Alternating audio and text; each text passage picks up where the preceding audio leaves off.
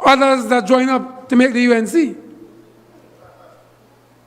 And the People's National Movement, led by Stuart Young. Our choice is Stuart Young and the People's National Movement. Make some noise.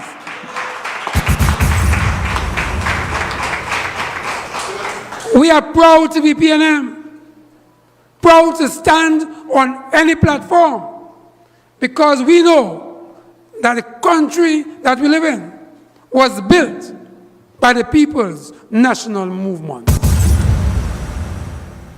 All the benefits you enjoy that people take for granted is because of the People's National Movement. And you know, one simple fact, I went to pay my light bill today. And when I was by the cashier, she looked at my bill and said, Mr. Paul, you know, if you reduce your consumption, you'll get 35% off your bill? I said, eh? She said, yes. Your consumption now is 900 and something. If it's 835, you're getting 35% off. So I called over, I said, children, make sure them lights off.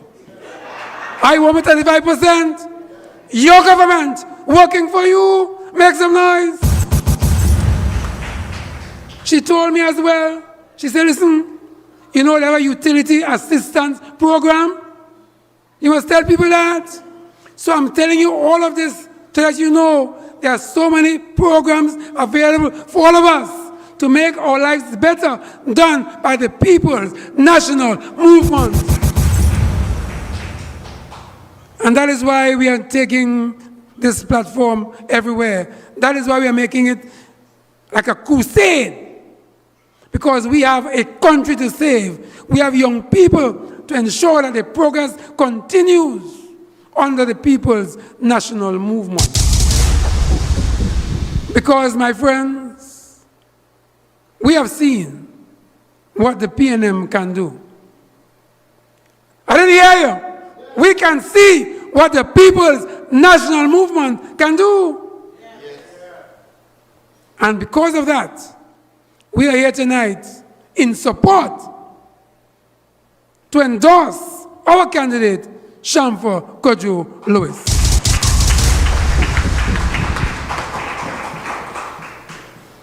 Now let me introduce the platform. I want us in Whim to make some noise as I introduce to you the political leader of the people is not us in Whim. To make some noise as I introduce to you the political leader of the People's National Movement, Tobago Council, Brother Ansel Dennis.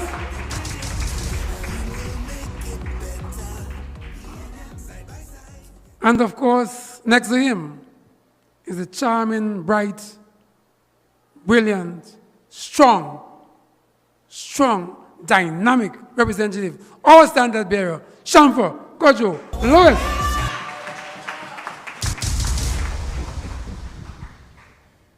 And the man from Whim, the homeboy himself, the minority leader. One is enough. Brother Kelvin Morris. In the PNM, when it comes to young people, we're serious about young people. Because young persons are the future of this country. On every platform, we ensure we have a youth voice. Tonight, sitting there, Brother Dano Joefield. Somebody say PNM. I can't hear you. Somebody say PNM. We're voting for. Who are you voting for? My friends, in these elections, in Tobago East, Ayana Webster Roy. In Tobago West, Shamfa Cudjoe-Lewis. And of course, when you vote, we ensure we have a Prime Minister by the name of Stuart Young and the People's National Movement. So I want to get the platform rolling this evening. We want to give you the facts. We want you to be informed so that you can spread the message, the people's national movement message. No joke. We are serious about the business of Trinidad and Tobago. When we tell you who we are not under the table. We are no secret. We are the PNM. We are ready, and we are ready. And to get the ball rolling this evening, I want to bring on board to address you a bright young man, one of the future leaders in Tobago, a man who stood tall, a man who brought the whole of Signal Hill last Sunday to their feet. He's coming to share with you today. Make some noise as I introduce our youth speaker, brother, the young, dynamic Dano Joefield. Make some noise.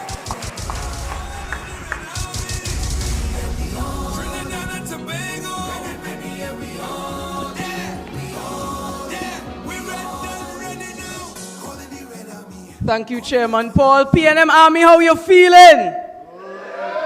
I ain't feeling that, man. How you feeling? Right, you're looking good, man. You're looking good. Allow me to recognize at this time our political leader for the Tobago Council, Mr. Ansel Dennis. Our candidate, the fiercest in the West for this 2025 general election, the Honorable Shamfa Cudjoe-Lewis. Our chairman of the Tobago Council, Mr. Larry Paul,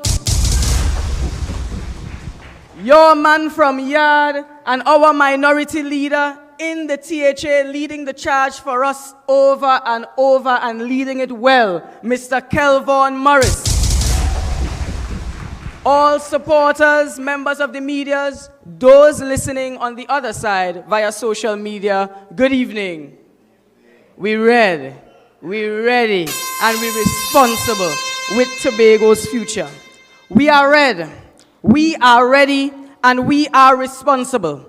And tonight, we are here standing strong, standing proud, and standing united behind a woman who has proven that representation isn't just about talk. It's about results. It's about performance. It's about leadership that you can trust. She has been a trailblazer.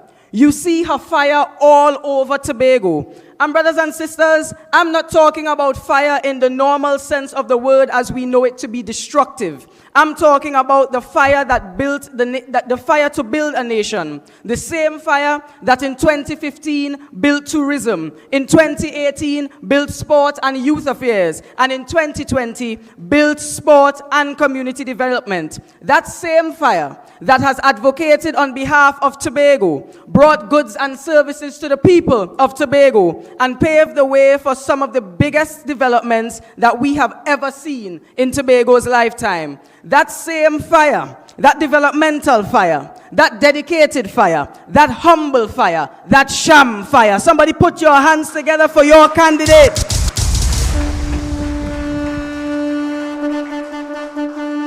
From the very start of her journey, Shamfa made history, becoming the youngest Tobagonian to be appointed to the Senate back in 2010. Since then, she has gone from strength to strength, serving in the House of Representatives since 2015, and taking up major roles of leadership in tourism, youth affairs, sports, and community development. But let me tell you something. Her resume is not just about titles. It's about tangible results. Because Shamfa isn't just in office. She's in service. Brothers and sisters, under her leadership, Tobago West received the $2.1 billion expansion of the A&R Robinson International Airport, a game changer for business, travel, tourism, and most importantly, youth opportunities. It opens doors for careers in aviation, hospitality, and entrepreneurship. She secured over $30 million to upgrade the Dwight York Stadium, putting Tobago on the map as a sport tourism hub and giving our athletes the world-class facility they deserve. She delivered the overpromised and long-awaited Hillsborough Dam, and the Southwest Wastewater Treatment Plant. She brought to life the Signal Hill to Apex transmission pipeline to boost water supply. She advocated for drilling of new wells in Bad Hill and upgrades to water infrastructure. She even brought booster stations to Shervan, Corlan, and French Fort. Put your hands together for your dedicated leader, brothers and sisters.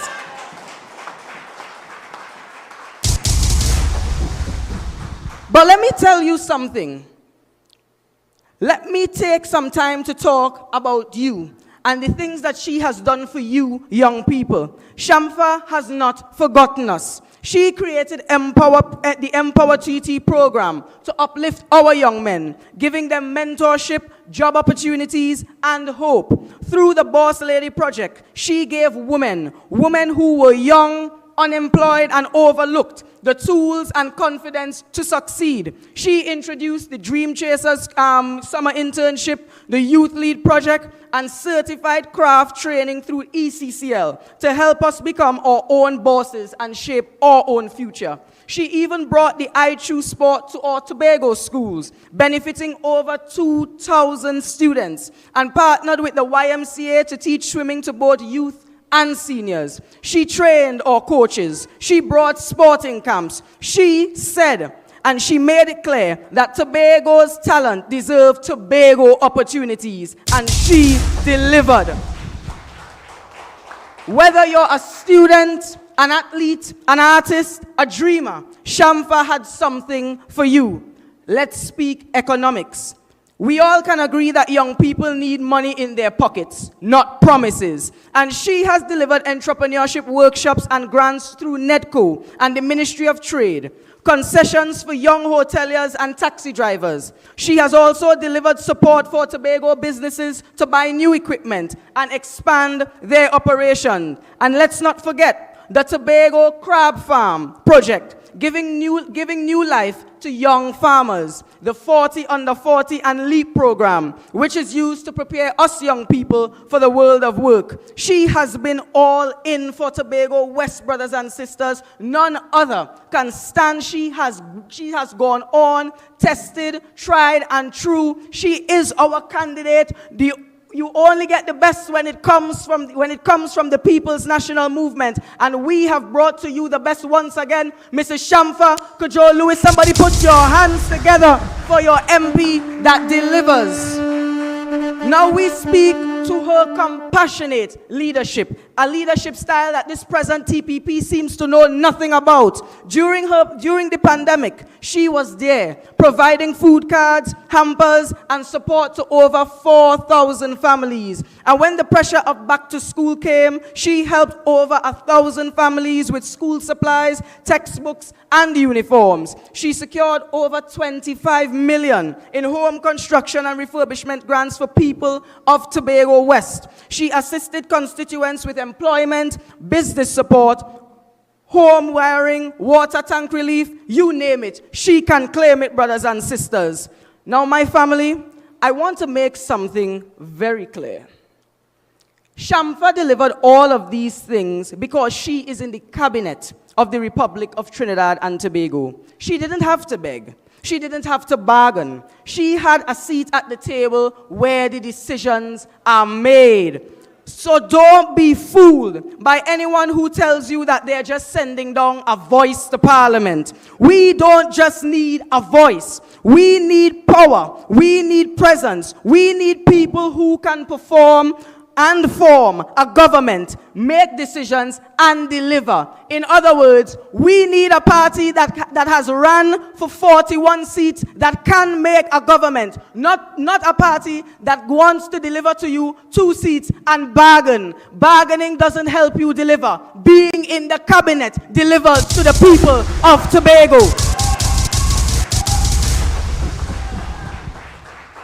And Shamfa has proven that she can do just that. For you, for me, for Whim, and for Tobago West.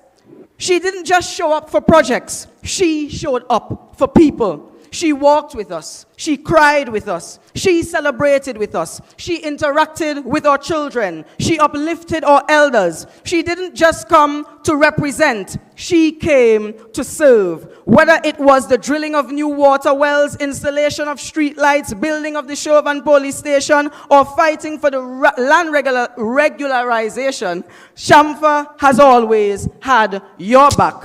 So, Whim, the question is, do you have hers? On election day, we're not voting for popularity. We're voting for performance. We're voting for progress. We're voting for Tobago West that's all in. All in for youth, all in for growth, all in for legacy. We're voting for Miss Shamfa Cudjoe-Lewis, a woman with fire in her soul and Tobago in her heart. Let's vote for red. Let's vote for ready. Let's vote for responsible leadership. Let's vote for representation that you can trust. So on April 28th, get up early, wake up your friends, talk to your cousins, walk with your elders, and vote, vote, vote, vote, vote. We will vote for our future, for our siblings, for our friends, for our family, for Tobago West, for Trinidad and Tobago. We will vote. All in with Shamfa, all in with Team PNM, all in for Trinidad and Tobago. And brothers and sisters, when we have placed our vote resoundingly with the people's national movement, understanding that we have done the right thing for our development, we will stand in one accord after giving praise to our God and sing, "Great is the PNM, great is the PNM, great is the PNM," and we have prevailed. I thank you.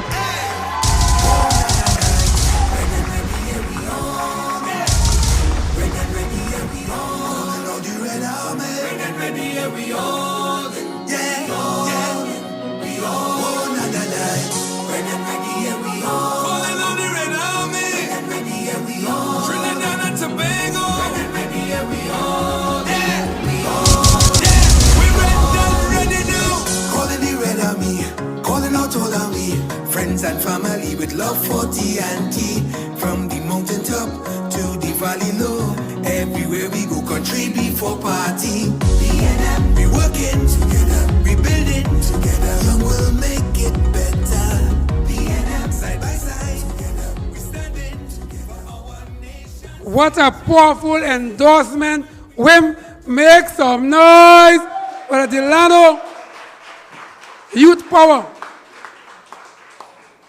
And of course, we have chairs in the front. Yes, come right up. We're making room for you and we prepare for you. That's youth power for you, man. He said, Shamfa is not just about office. She's about service. And good representation is what we're about. And when you talk representation, you talk Shamfa Cudjoe-Lewis.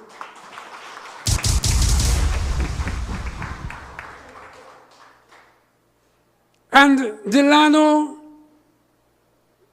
gave you a whole list of delivery. Delivery after delivery after delivery by Sister Shamfa Cudjoe-Lewis. Proud to be PNM. Always standing strong. Representation is her name. And that's why we are here, to give full endorsement to the continued service and what she has done over the years, and saying, listen, a job well done. For that, we give you another term to continue service. Make some noise for Sister Shamfa Cudjoe-Lewis. And you know, we're on home soil. They say, you know, your next speaker is a sportsman. And when you're home, you just make some runs, you show off, you know, because you're on home soil. I want to bring a sportsman to you, a community man, a man who says he wants to change the world with volunteerism and community engagement, seeking to touch the lives of the persons with whom we come into contact. And I have known Kelvin for a very long time. A man from Whim, a community man, a man who is the founder of Swam Football Club, always engaging. I want to say we are proud of our next speaker. Because you see, when we had one, we said, boy, one boy? But when Kelvin got up, stood up, and one man holding the whole set of them to book, they're running, my friends. They said one is enough. We are proud of this next speaker, a man who has proven himself over and over again. We in the PNM, proud about our young people, putting them in the front, and they're showing off in the interest of the people of Trinidad and Tobago and Whim, Dallas Spring and surroundings. Make some noise as I bring the next speaker to you. He goes by the name of Kelvin Morris. My friends, make some noise as I bring on the minority leader in the THA, your own brother, Kelvin Morris. Make some noise.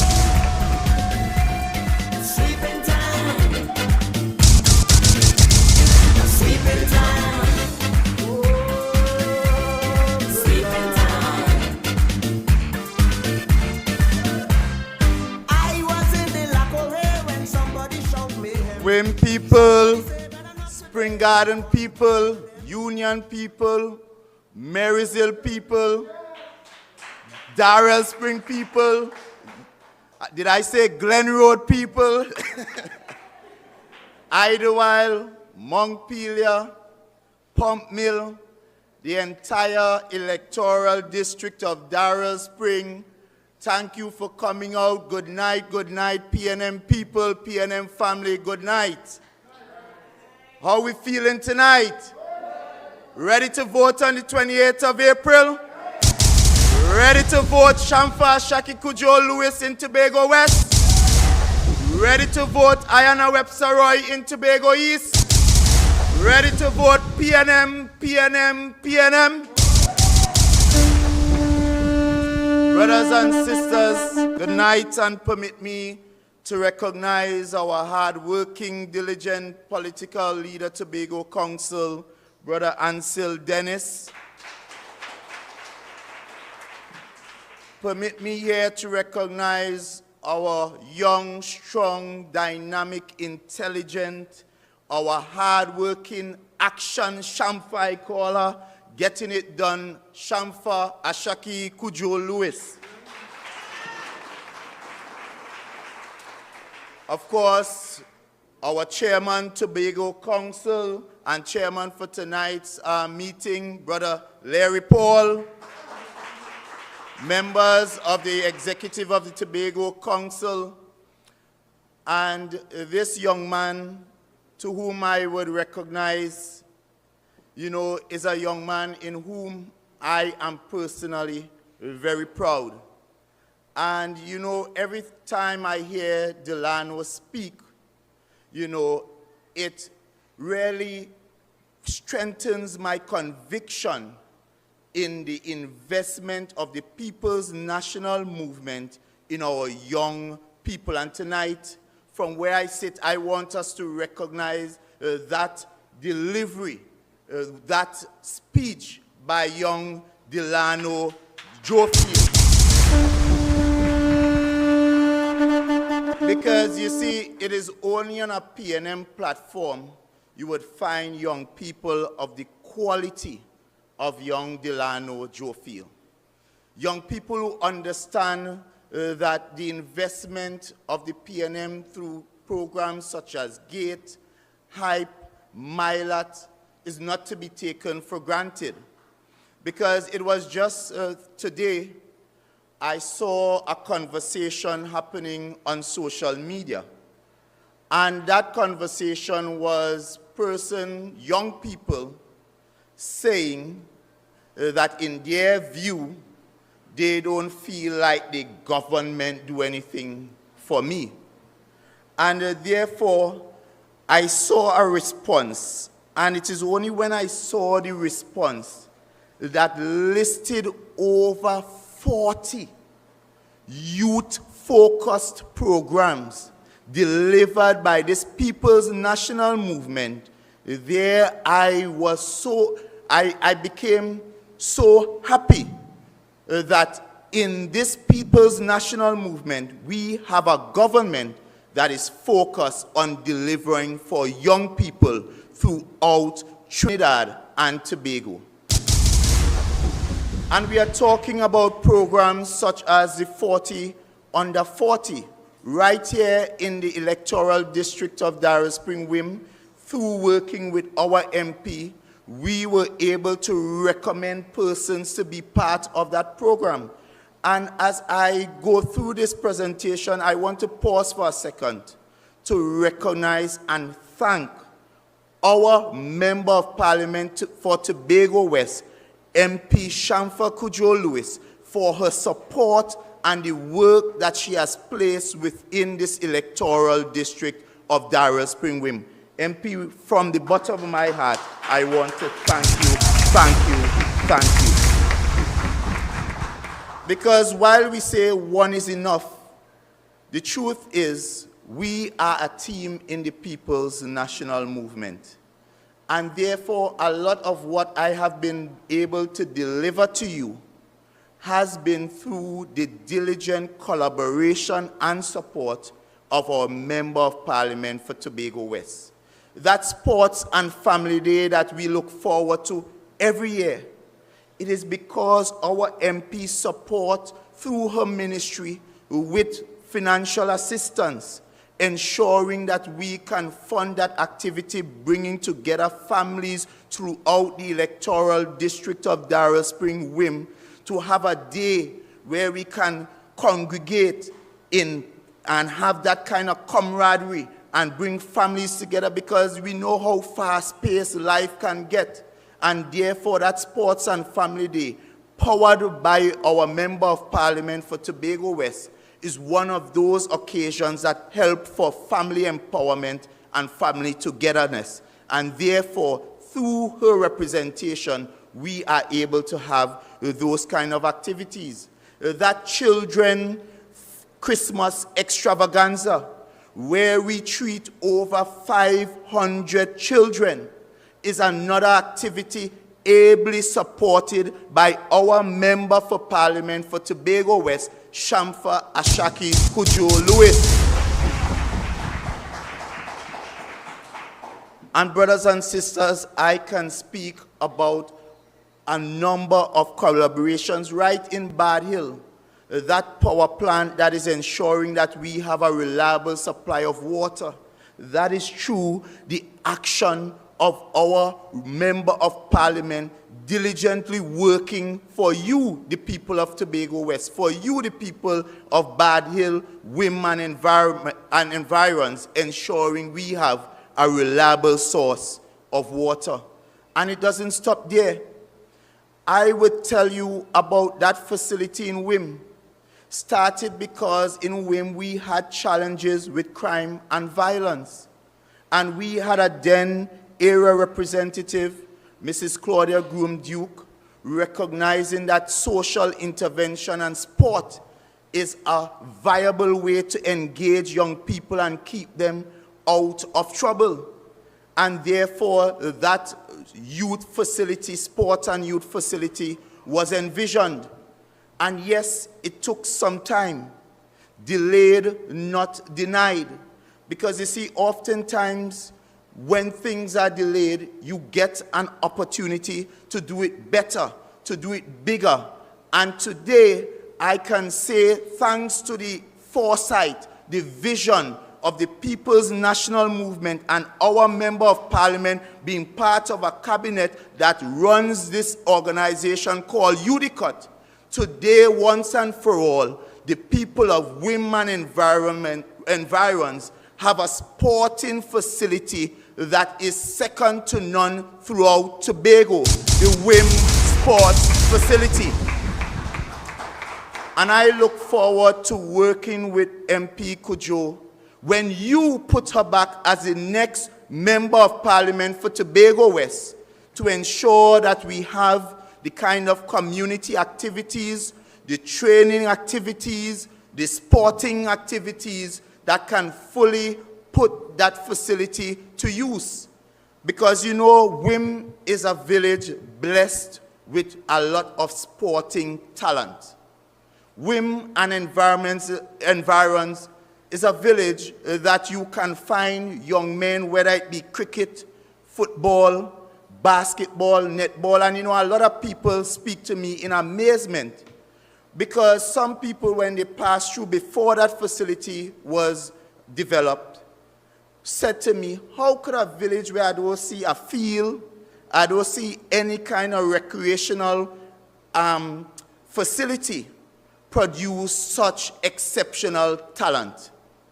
And therefore, this facility now provides us with the platform and the wherewithal to ensure that our young boys and girls now have somewhere to develop and hone their skills to become their best selves.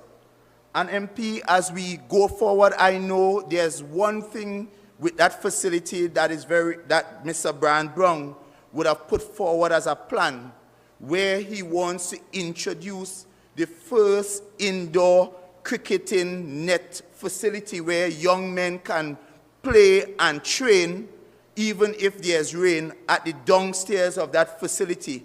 And I'm sure with the collaboration again of the Member of Parliament as she returns, and when we return as a government in the THA, we will ensure that that facility gets that indoor training so that the young cricketers, the Joshua James and the Orlando James and those kind of talent that resides in this area, this catchment area of Whim and environments, will have that kind of avenue to train.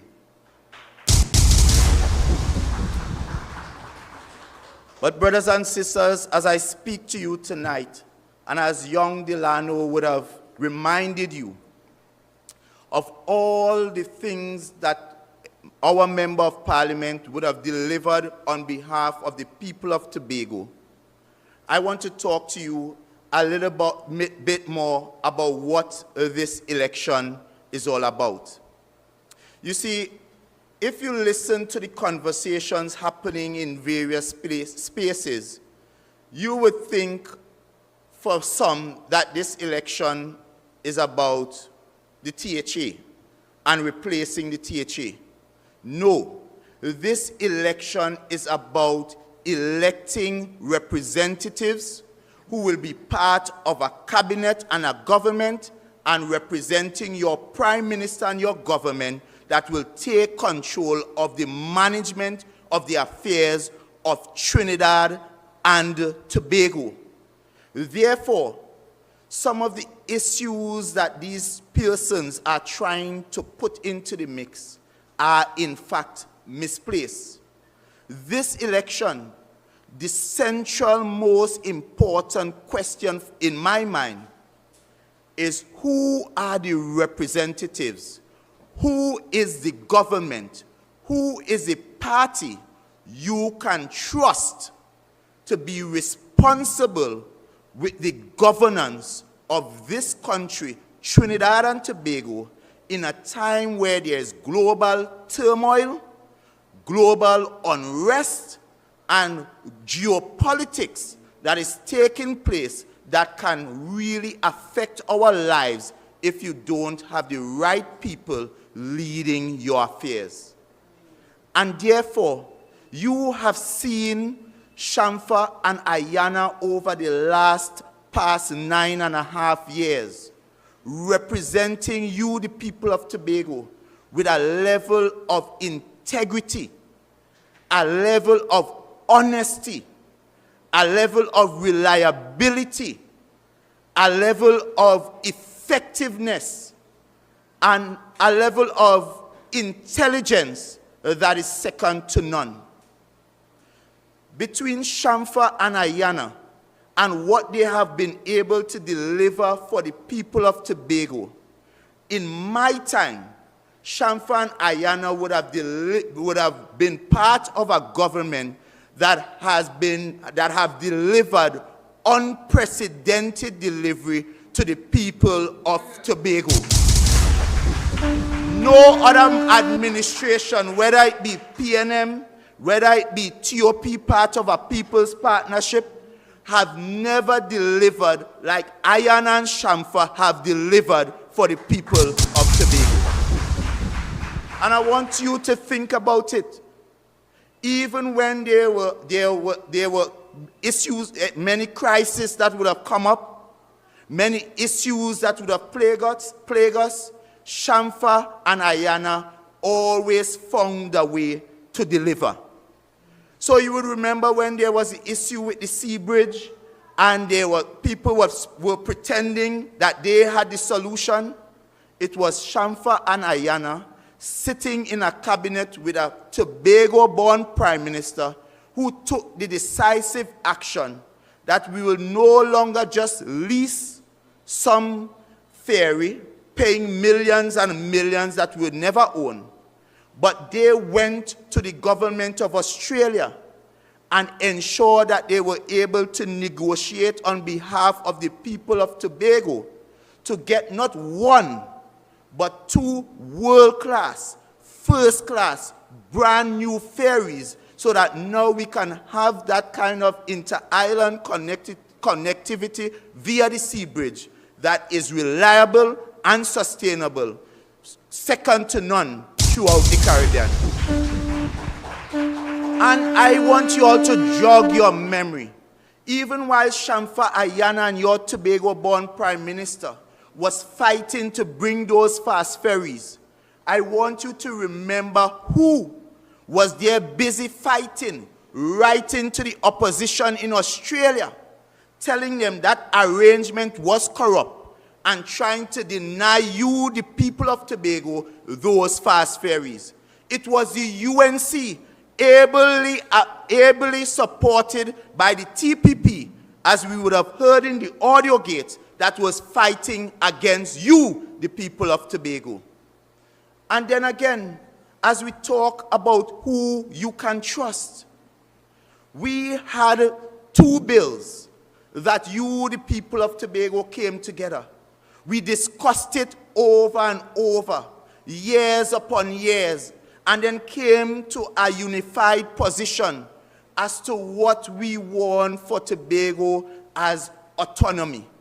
And there were some fundamental areas that we agreed upon. We said, yes, we want additional increased budgetary allocation. I think at the time we sent to Trinidad 8%. And of course, we also said we wanted the ability to make laws. That was included. That bill was sent to the cabinet. Your PNM Tobago Prime Minister received it as is. He then forwarded it to the Parliament, not changing a line, a comma, or a full stop. The Parliament then forwarded it to a Joint Select Committee. The Joint Select Committee deliberated, brought in experts, they looked at it, they then came back to us, we consulted, and we had back and forth, and there was a position that was taken to Parliament. That debate continued, went over for a year or so. When that debate was stopped at the position, I think they had reached the position where to go into a vote. It was halted for about 3.5 years. And your Tobago People's Party administration during that period did absolutely no work, did not consult with you, did not have the conversations, never brought even a motion to the Assembly legislature for us to discuss this issue of autonomy, left it as is. And you know what they did on the day when those bills went to Parliament to vote? After having not done anything for that 3.5 years, your Chief Secretary, without consulting anybody else, any Tobagonian, decided on his own to tell his UNC friends, do not support. And hear what he told them not to support. 6.8% guaranteed for you, the people of Tobago. That's 6.8% of any budgetary allocation over 50 billion or so equates to about an additional $1.5 billion. That is additional money, revenue for you in Tobago to treat with our youth, to treat with our single mothers, to treat with issues of unemployment and underemployment, to treat with housing for young professionals and others. But your chief secretary, ably abetted and supporting his UNC friends, said to them, do not support. And this issue I see they're raising about land titles. Do you know if we were able to pass that bill, we would have been able to discuss in the Assembly legislature and pass for ourselves measures to treat with land titles? But your chief secretary said do not support the Assembly legislature's ability to make its own laws. So when you hear them coming to you, telling you that give me your 2 seats so we can go to negotiate, the best opportunity to negotiate should have been, would have been when those bills were in front of the parliament, and that is where he should have negotiated with his UNC friends. You don't need the 2 Tobago seats to negotiate. That is where he should have negotiated. But what he did, understanding that the UNC does not want Tobago to get any additional funding. You hear it in the debates. When the members from Chaguanas West and the member from St. Augustine gets up, they start to say, why is Tobago getting all this money? We are larger in numbers than the people in Tobago. They say Central have more people than Tobago. So why is Tobago getting $2.5 billion and we only getting 300 million? And therefore, this denial, this non-support, was simply Farley giving his UNC friends a get out of the card situation so that they could say the reason why we didn't support it is because Farley and Tobago didn't want it. So understand what it is. This is a total sellout. And we heard it for ourselves. And up to now, the Chief Secretary has not denied that conversation, that meeting, where we heard him basically selling out our Tobago contractors, selling out our proud Tobago Chief Justice, selling out all of Tobago, our former Chief Secretary. You heard how demeaning they talk of a proud Tobagonian, Mr. Orville London.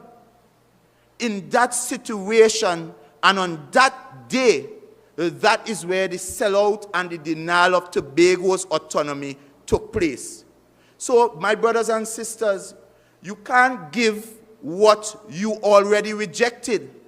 The TPP, along with the UNC, denied Tobago its ability to get autonomy. And let us get that straight.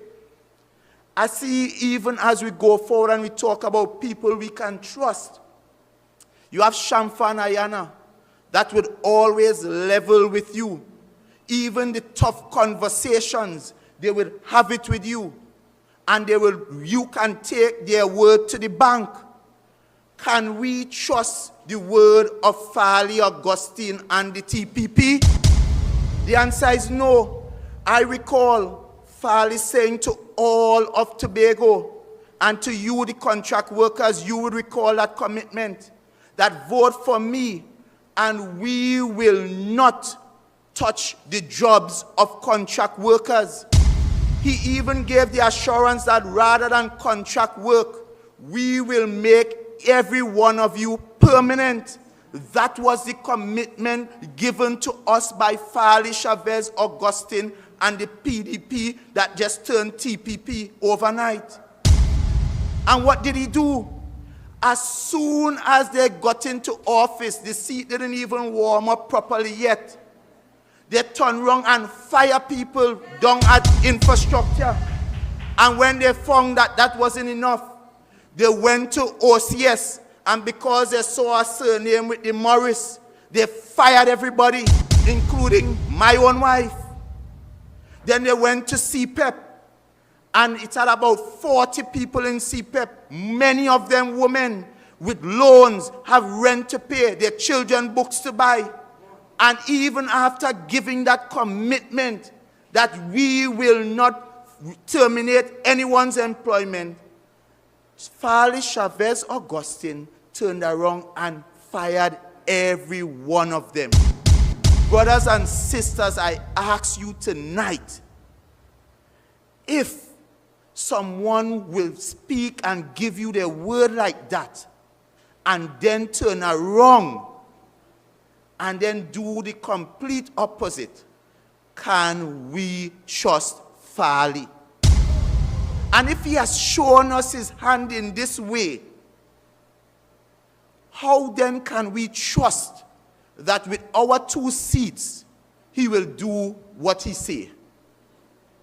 How can we trust that he would take those seats and negotiate to ensure Tobago gets its way? We just can't trust him. What about our contractors? He also gave them a similar commitment. Farley told every contractor, it does not matter how the contracts were given, we will honor every contract. So we don't care whether they just so select you, we don't care how you got it. Once the job was done, you will be paid. My brothers and sisters, as I speak to you here now, 3.5 years later, not one of those contractors have been paid those outstanding monies. So bad it was that one of the contractors had to take him to court. And you know what happened at that court hearing?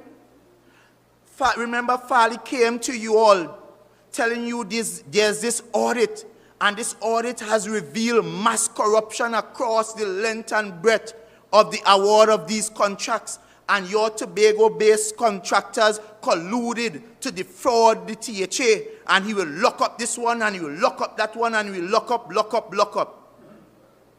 When the evidence was brought to the court, and the judge reviewed the evidence, you know what the judge said about Farley's evidence? It is fictitious, fantasy, fanciful.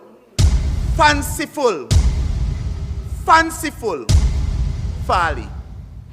That is who you have as a chief secretary.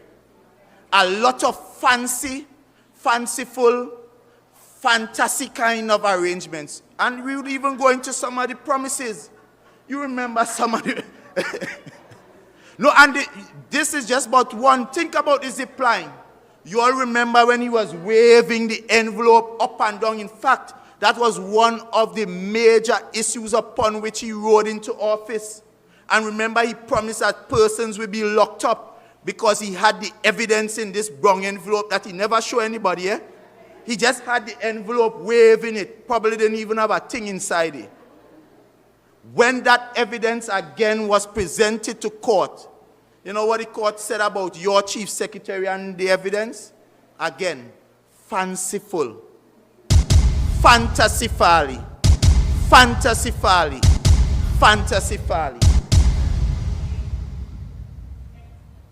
So you have a chief secretary that has developed a serious disease. And that disease has been diagnosed. I took the situation to a doctor, and my doctor friend told me our chief secretary is suffering from diabetes.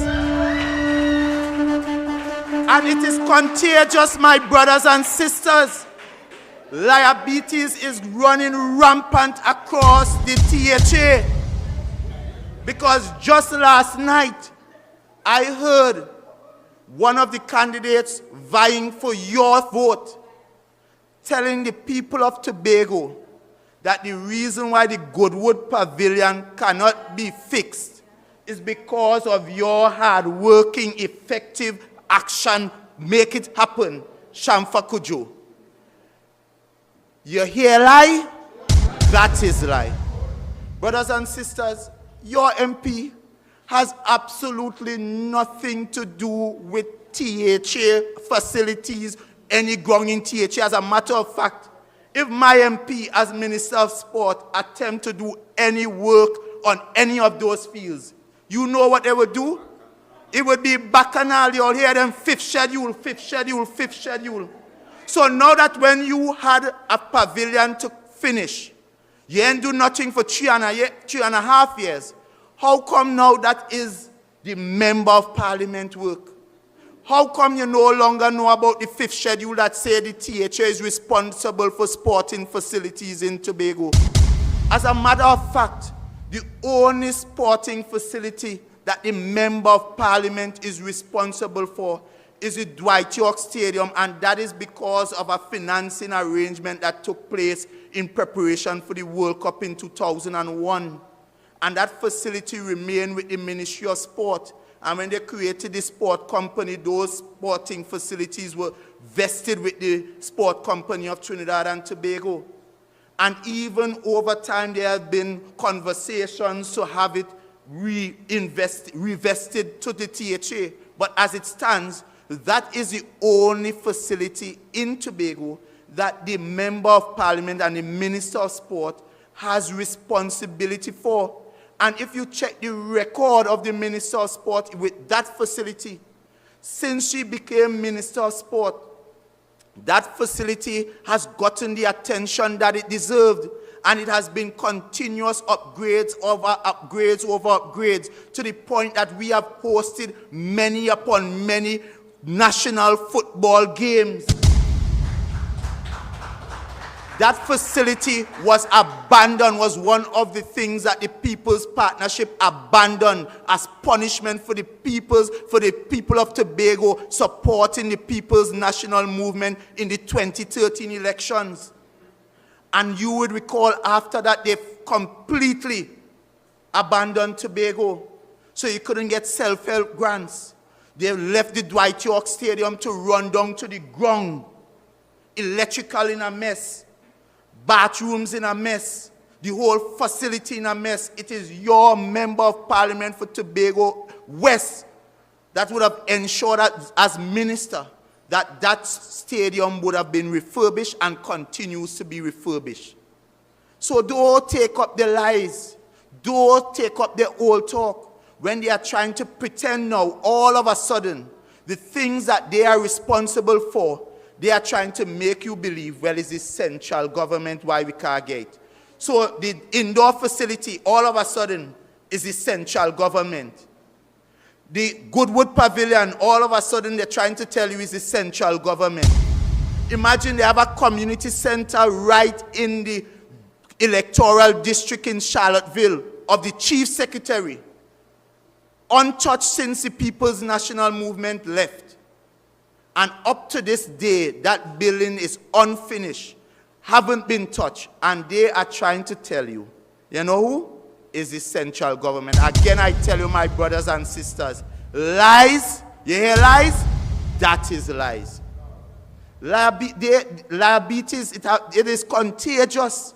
All across the THA, they lie and sometimes they just want to know if they don't, like the lies come so common that they start believing the lies. They tell it with such confidence.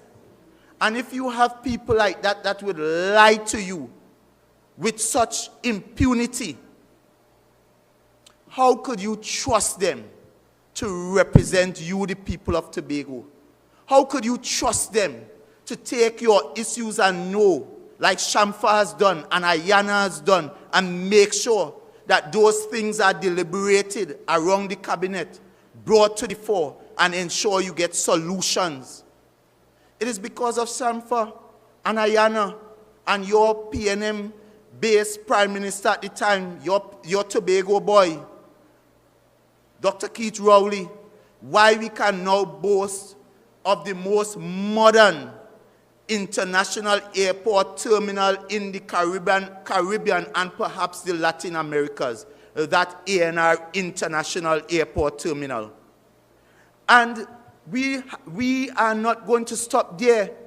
You have a People's National Movement Administration that is focused through tourism on developing this little island called Tobago and making it a big player in tourism. Because we understand the potential that tourism brings to an island. Tourism is one of those sectors that raises and lifts every other sector. Because if you have a thriving tourism, it means that your agricultural sector would immediately see the benefits. You farmers who are now struggling, who are not, you don't have the predictable markets, so you are planting and wondering if you're going to get all these produce off your hand. When we met with Sandals, and that is just but one opportunity, one of the things I was impressed with is the arrangement for farmers. They have a system that you sign up as a farmer, and once you log on there, whatever you produce, you tell them on a daily basis what you have, and they will take all of that off your hand. And we are talking about millions and millions and millions of dollars invested in agriculture. It means that we can have young people again seeing agriculture as a tangible way of making and earning. And it means, therefore, it would help to diversify people away from the THA. Our young people who are in the creative sector, who are able to have your paintings or your entertainment. If you are a pan player, you would be able, or a singer or a drummer, you would be able to take that talent to Sandals. Because you know, places like Sandals and Marriott, they have their heritage night, where you come in every night, there's some form of entertainment. So the creative sector, that opportunity, once tourism is booming, that is an opportunity for you. When we talk about jobs, meaningful jobs, not 10 on, 10 off. Because just the other day, I asked them a question in the house. And I asked them how many people in Darrell Spring Whim they have employed. And to my amazement, they are claiming they have employed over 300 young men on 10 on, 10 off. But when I walk the village, I still wondering where they find them 300 people. So again, lie, that is a lie. Liabilities again. So even when they give us, when we ask them questions and they give us answers, we just have to go now and do FYs to match it, because you just can't trust their word. Just imagine recently, we asked a simple question to the Secretary of Tourism. Very simple question. We asked her about this Rhythm and Soul event. And you recognize we heard that the headliner, unfortunately, for some reason, cannot come to Tobago in April, but he will be in Miami in May. No problem. But we asked her simply, you know, how much money are you spending on this thing, and how much money the THA is spending? Initially, she told us 9.5 million or so. But she made a point to say to me that, well, this is a private-public partnership. Right? So they have this private promoter working with them. So Councillor Daniel Benoit asked her, so what is the name? Who is this private promoter, and how this situation happened? Was it because they like to talk about procurement process? Because when you talk about hotels, they're always trying to tell you, well, you need to go and tender. So we asked, so did you tender out this to get this private promoter so that even a Tobagonian who perhaps may have been interested could have come on board? No tender. But yet they partnered with a company that is not even properly registered. But it gets worse. The secretary said they had a private partner, but in a press conference, the CEO is saying to the media, there was never any private promoter. You hear lie? Who really lie? Who lie? But I believe, based on their records and based on the fact that the secretary is very close to the chief secretary, who is suffering from diabetes, I more believe is the secretary is telling that lie. But brothers and sisters, I share this to show you that we have an administration that are paternal liars. They will lie to you about any and everything. You remember when we first heard AudioGate? And when the AudioGate first started circulating, their supporters, because you know their supporters will see sugar and tell you it's salt. They spin anything. And they started to say AI. Some of them don't even know what AI means. But they started telling you AI.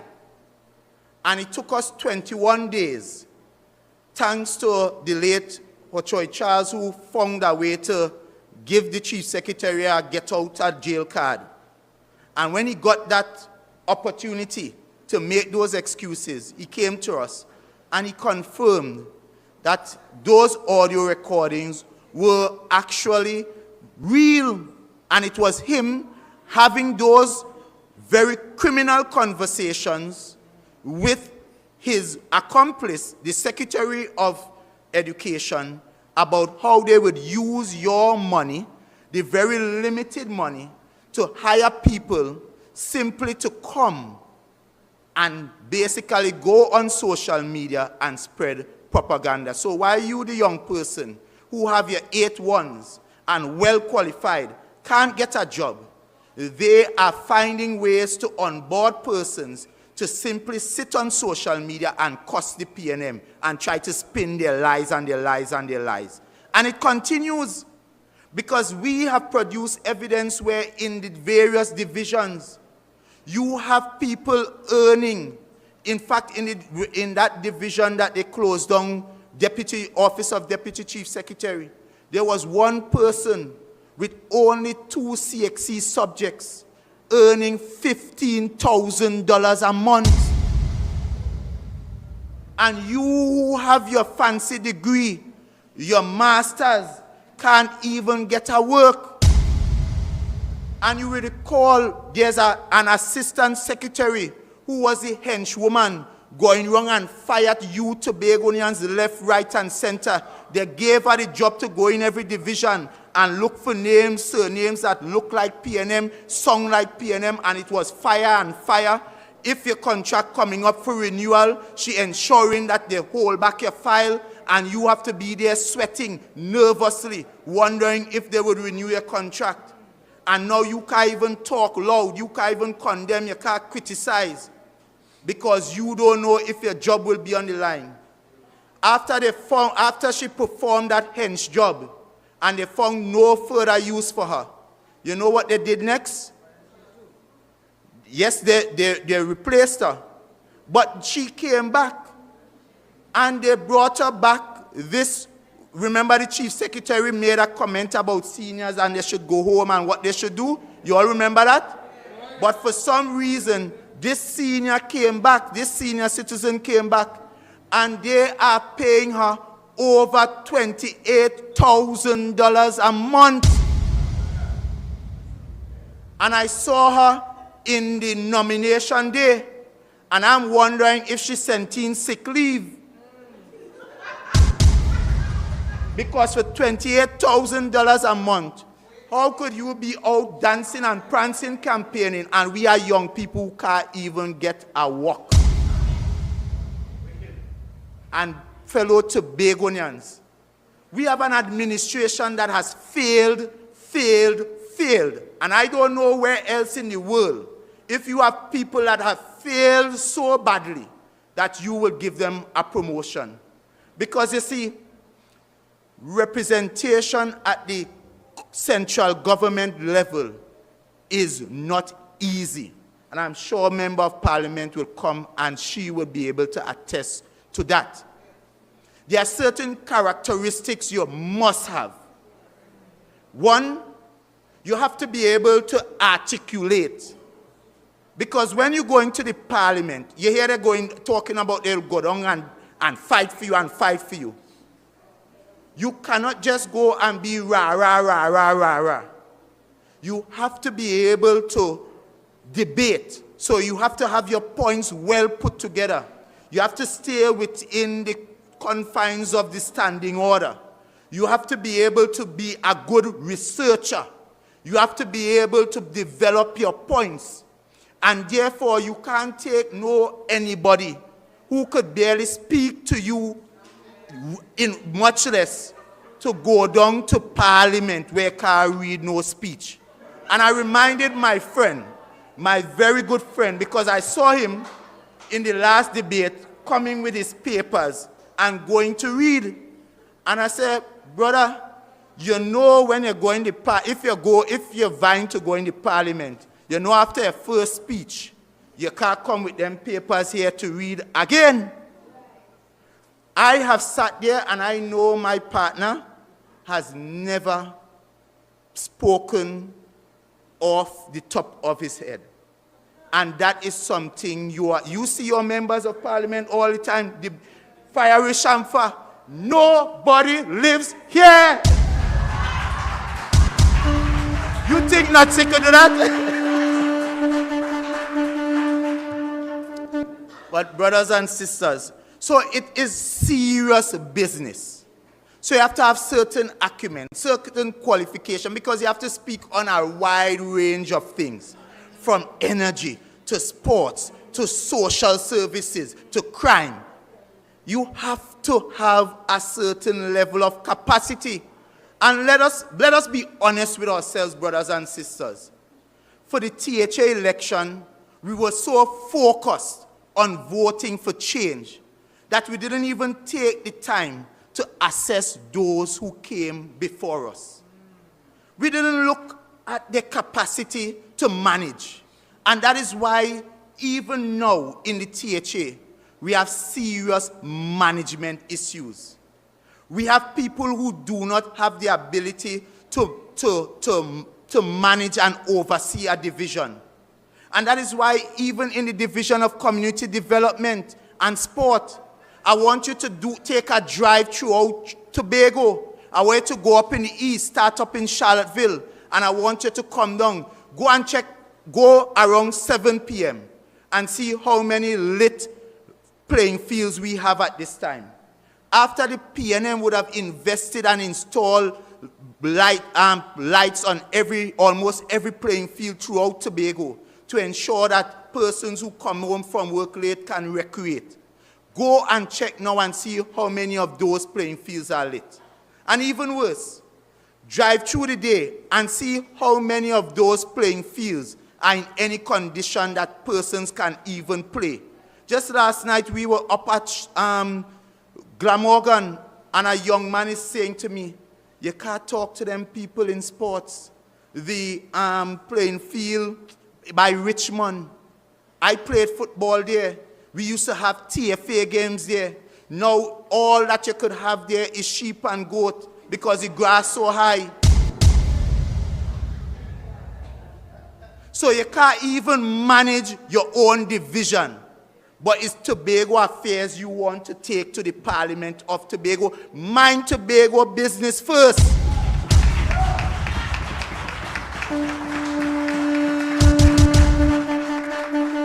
So brothers and sisters, I don't know about you all, but for me and my house,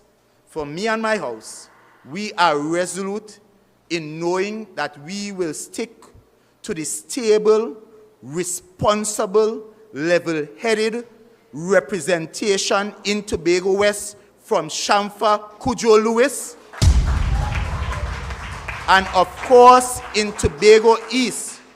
Tobago East people, as I reminded you all last night, you have a young lady who would have demonstrated that through diplomacy, she can get it done.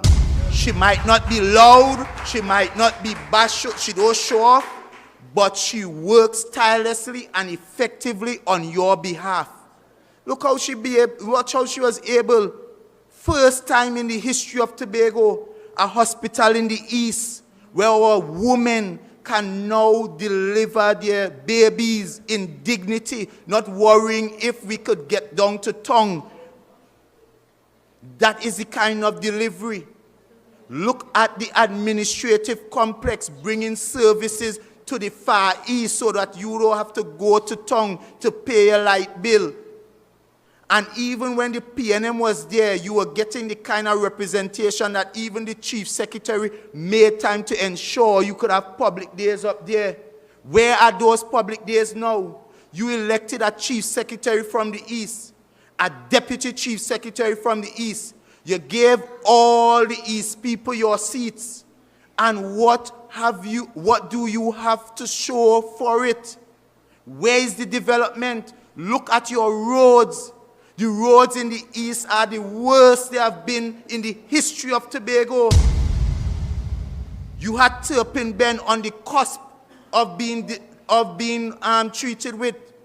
That project was to be implemented, designs, everything, contractor ready. And they came in and canceled the contract. And up to this day, that project remains undelivered. And that is your Chief Secretary's district. I am sure if Ayana and Shamfa and the Minister of Works could have paved in Tobago, I am sure we would have gotten that like we have gotten the police station, the fire station, and all the things they would have delivered. Because as we talk about roads, just imagine the government on your behalf as part of that airport expansion project, conceptualize a dual highway that was taking you from that airport all the way up to Shervan at the back of Cove.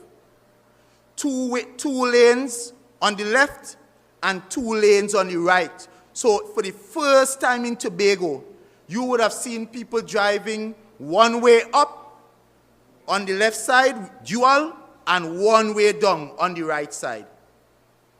And this administration, for the pettiness, short-sightedness, decide to debar the central government from doing that job. And the thing about it, the central government was not going to touch the THA allocation, you know. They were going to find money from the central government coffers to do that for you, the people of Tobago, because you have a PNM central government that cares about Tobago's development. But you know what they did instead? Because they had a plan to enrich and empower their UNC-based financiers in Trinidad coming out of that meeting in the audio recording. Because remember that audio recording meeting happened before, and they received money from financiers because they heard a discussion about $100,000 sent. So they have financiers who put money into their campaign, and because they now have to pay back those financiers, and that was one of the roads they had identified, they refused the central government's involvement. And instead, they went about on a procurement process where they handpicked a contractor from Central Trinidad, a stucco company, not having any real prior experience in road paving. And they didn't give them one contractor, no. They gave them 2. One of the contracts in Montgomery is the fastest a contract would have ever been evaluated and awarded. You receive they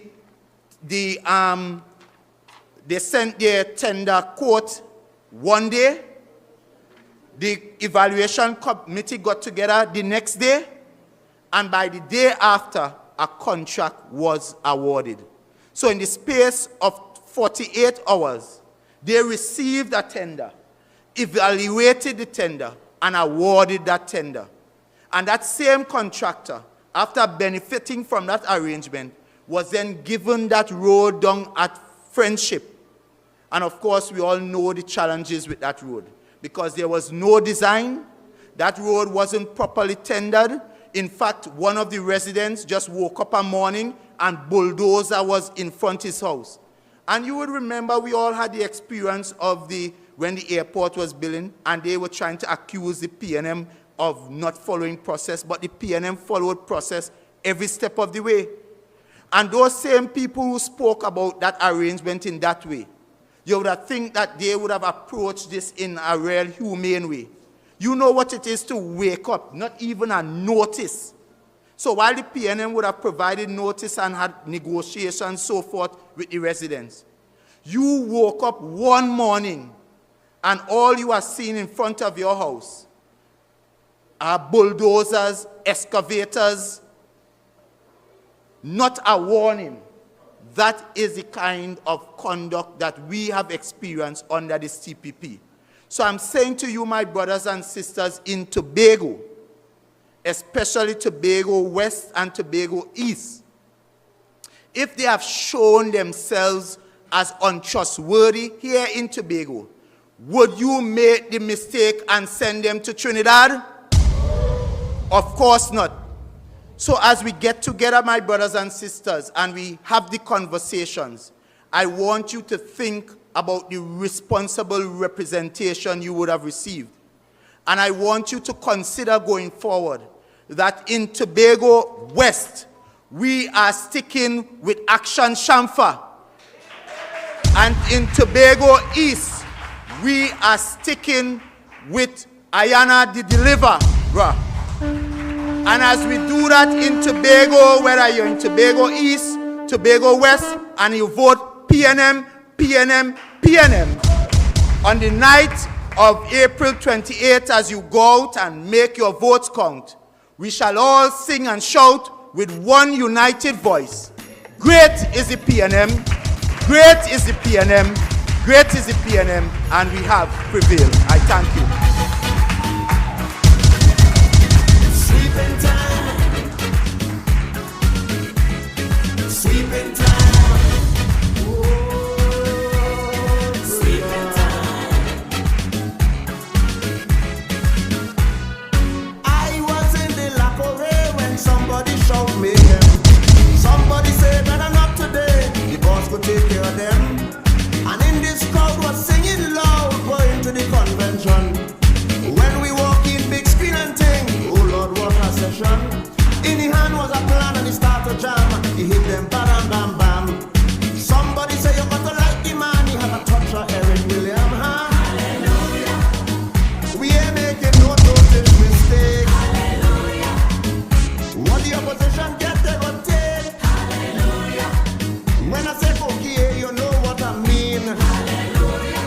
Get all your broom, we sweeping this country clean.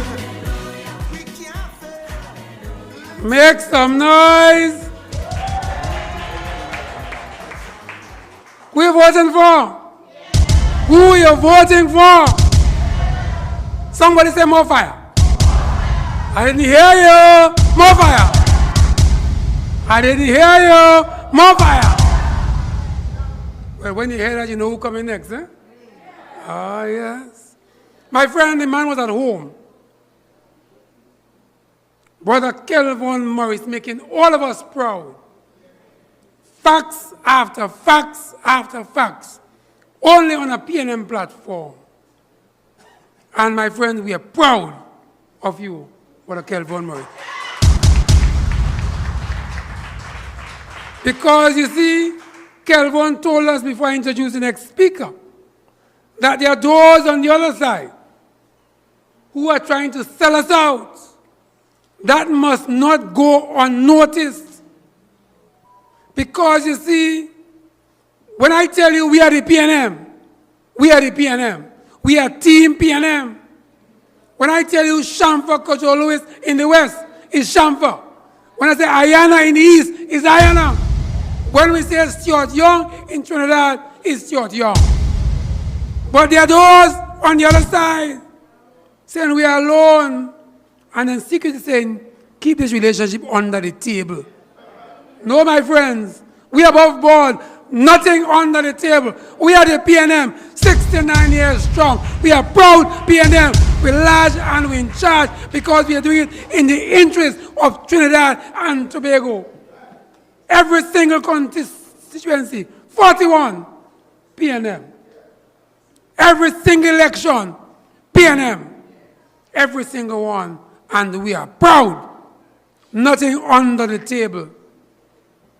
You see a man in the crowd's proud because he knows Brother Lewis. Make some noise.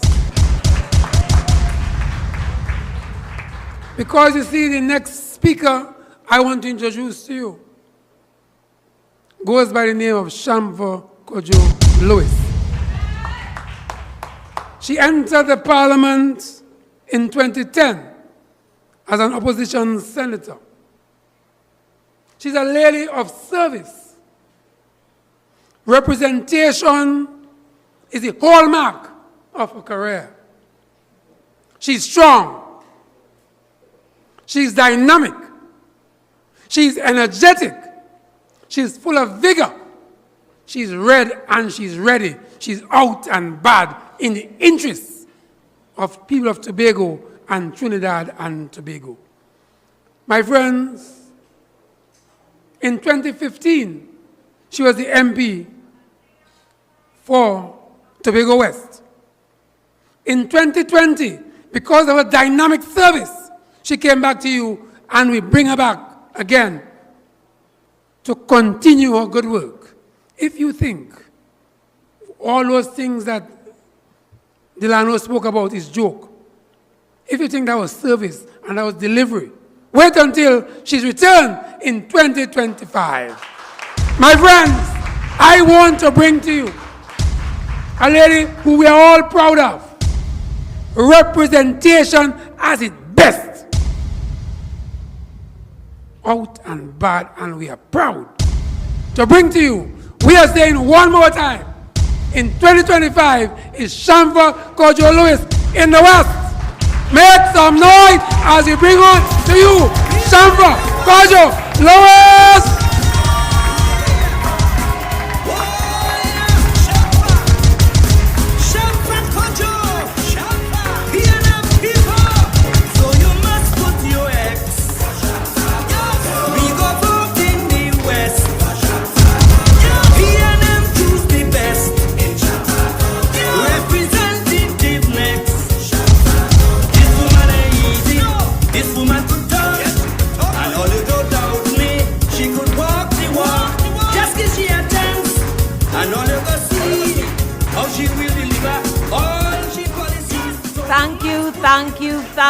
Thank you.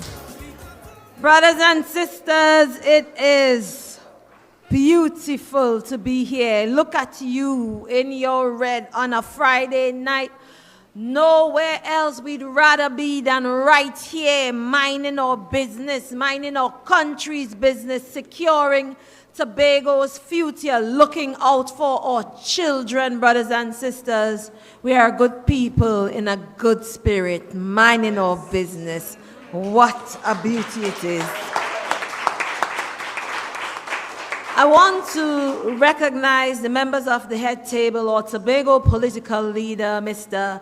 Ansel Dennis, our chairman here in Tobago, Mr. Larry Paul, our hard-working minority leader, Mr. Kelvin Morris,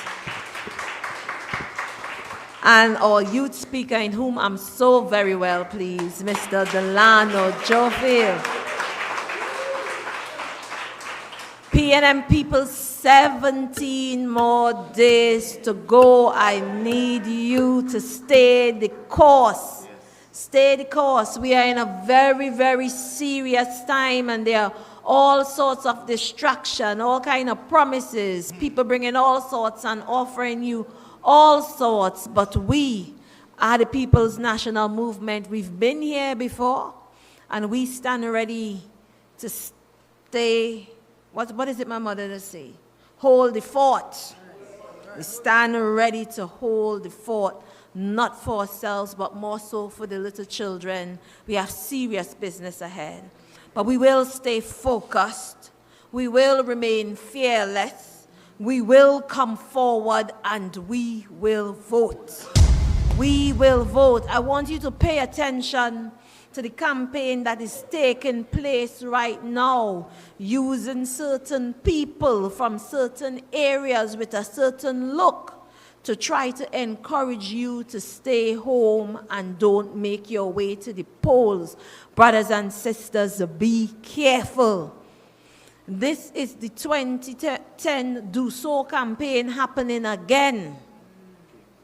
This is Cambridge Analytica happening to you again, where they're using psychology to make you feel like there is nothing worth standing up for, nothing worth fighting for, nothing worth protecting. Just take a $40,000 and tell them yellow is the code and mislead each other whilst you sell away and gamble away your children's future. We have worked too hard and invested too much and developed too much over the years to sit here and just squander away our future to Kamala Persad-Bissessar and her minions, whether they're in yellow, orange, or blue, light blue or dark blue. You have to mind your business, brothers and sisters. So we will stay focused. We will remain fearless because there's some scare tactics there too. You're afraid to comment on social media. You're afraid to call them out because they would go to the ends of the earth to try to make you quiet. Yes, they are petty. They are telling people they can't post, they shouldn't like this, they shouldn't like that.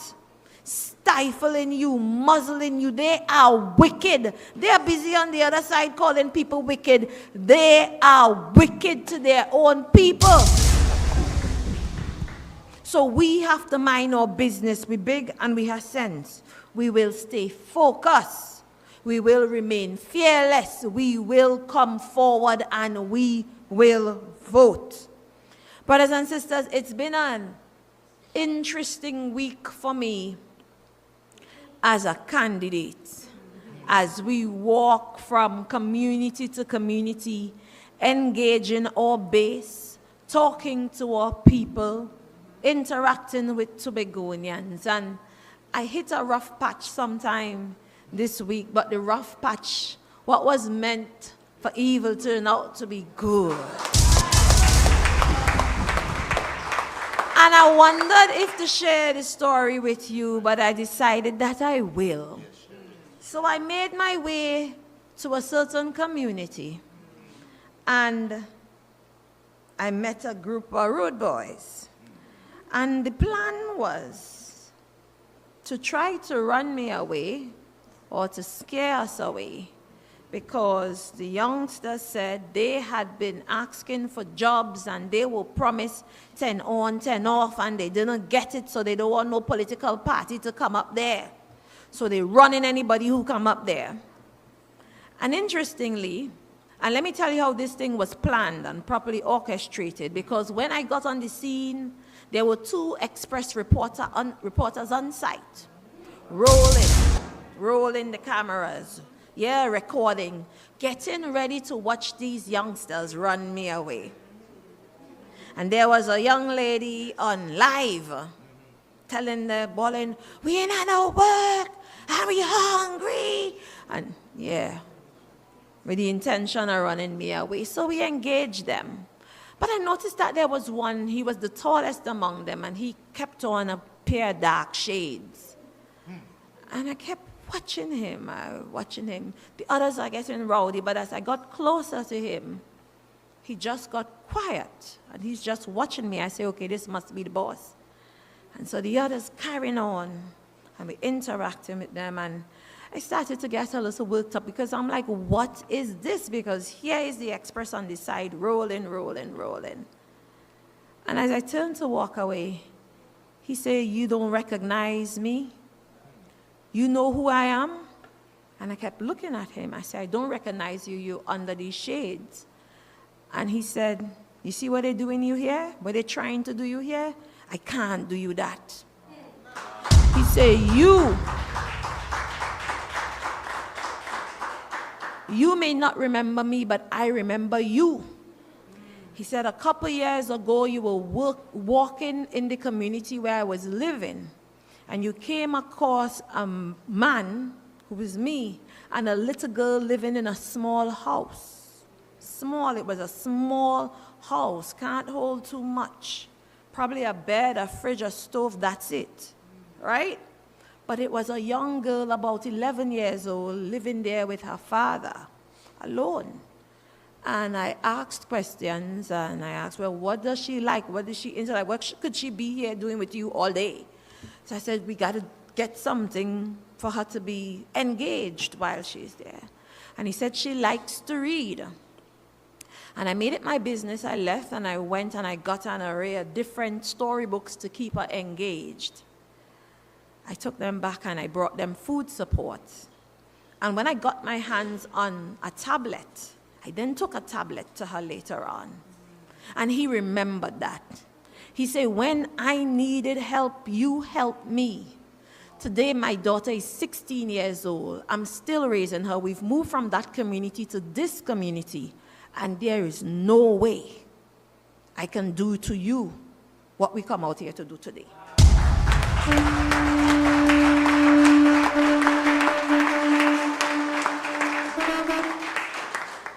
And I walk away, vexed with my people who carry me there in the first place, because I say, hey, Wally, let me walk into here. The media, everything there. But what was meant for evil turned out to be good, because this youngster and the express there waiting, and, you know, the camera's rolling. But I ain't no story to tell, because the story that they wanted, they didn't get. Yeah? And that goes to show that we work in and out of election season. And we don't just help our own, we help anybody we come across who needs help. So the point that that young man could say, and I get it a lot, you don't remember me, but I remember you. You helped me in this way. You helped my child in that way. We are the People's National Movement, and that's the kind of work that we do. It has been years, 9 solid years of representing you, of serving you. There are children who grew with me. He's sending them to school from small to big, taking care of their school uniforms, taking care of their school books. Every single year, we support these children. And we invite the parents to drop their school book list off as soon as they receive it, and we cut off at July 14th. Yeah? And we moved from serving 10 children 13 years ago to now serving 267 children last year. And it's not only supplies, it's textbooks, and those who need uniform, and those who need sneakers, and those who need book bags. We have been supporting. We've been doing hamper drives and support, not only during COVID or at Christmas time, but throughout the year. Every single month, you're going through your month, you hit a rough patch, you think you need a hamper, you could reach out, and we can say we can get to you in 2 weeks. 2 weeks, because oftentimes you don't have it right away. But we help. It takes nothing from us to help, because that's what we're there for. And the list goes on, from public days to roving public days to walking the constituency through the years, in and out of election. So when I meet up on people and they say, or they send somebody to me, they say, go by she. She does help people in and out of election. So that speaks to the service. That speaks to delivery. That speaks to representation in and out of election season. So in this season, I want to tell all and sundry, all that you mean for evil will turn over for good. And I will continue to get beauty for ashes and strength for tears. I am an overcomer. Because when we work with heart. I tell people it's hard work, but it's also heart work. and I wouldn't have it any other way.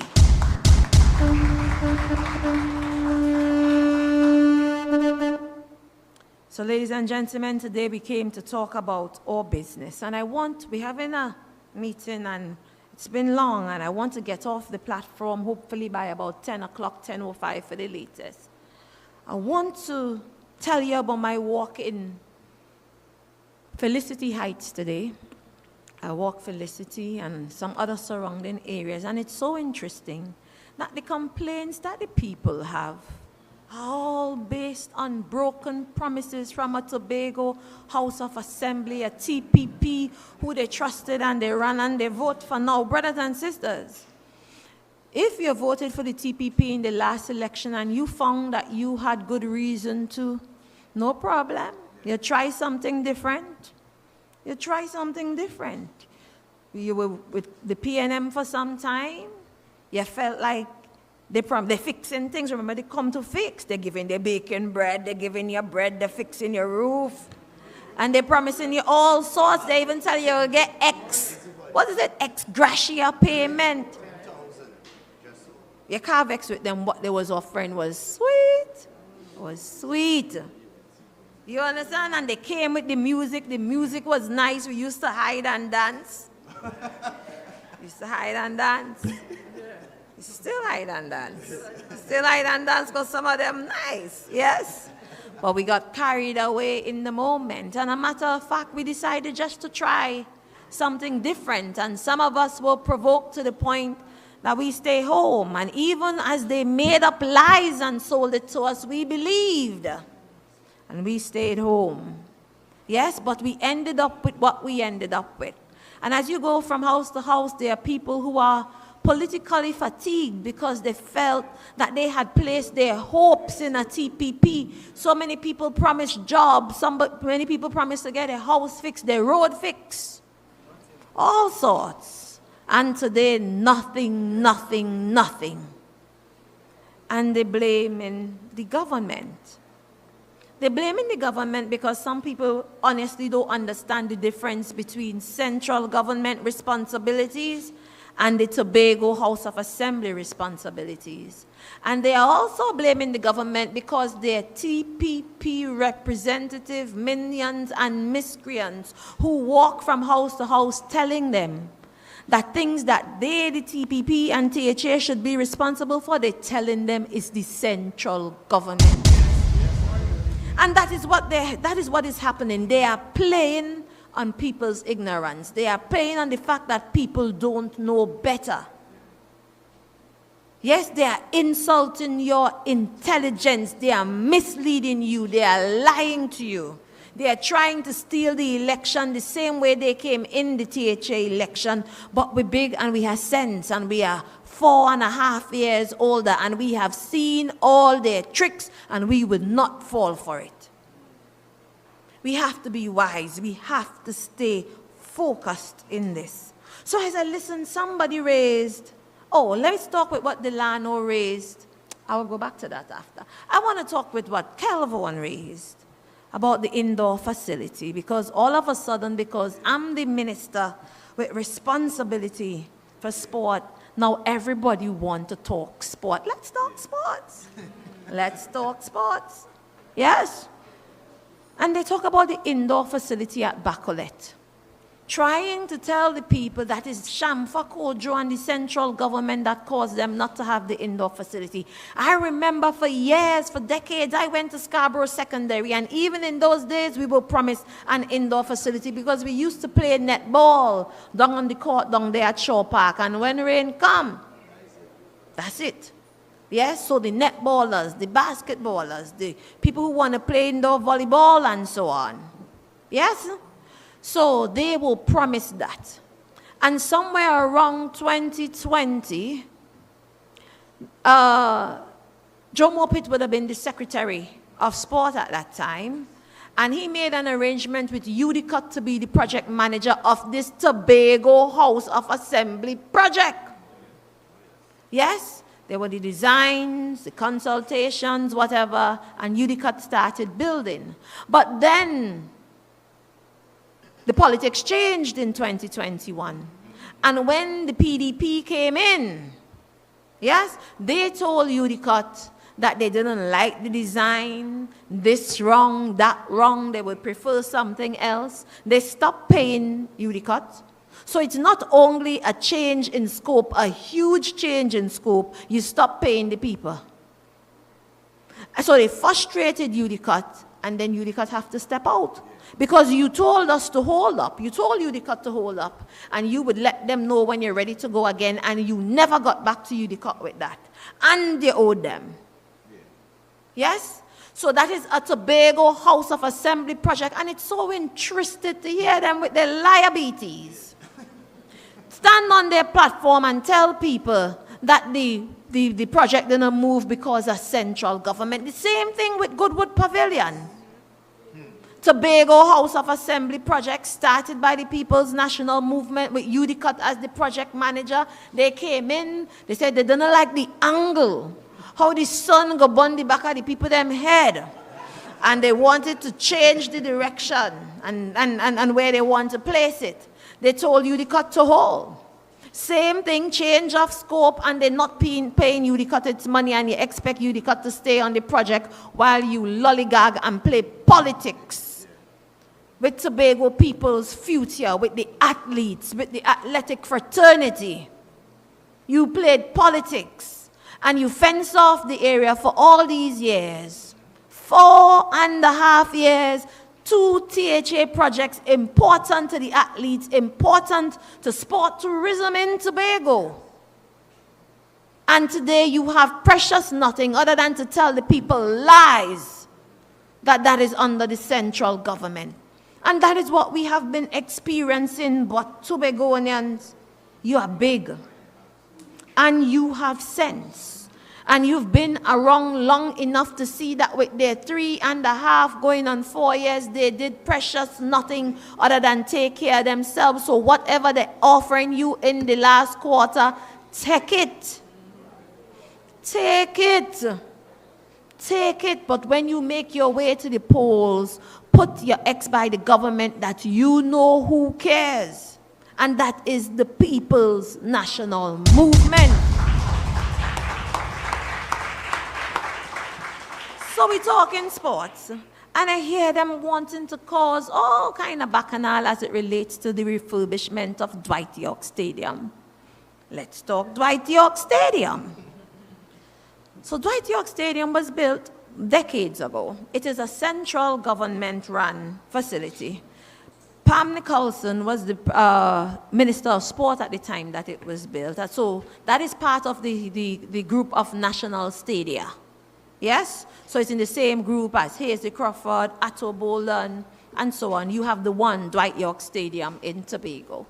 When we came into office in 2015, it was dilapidated and in a state of disrepair due to little or no maintenance over the years under the UNC and those before. Yes?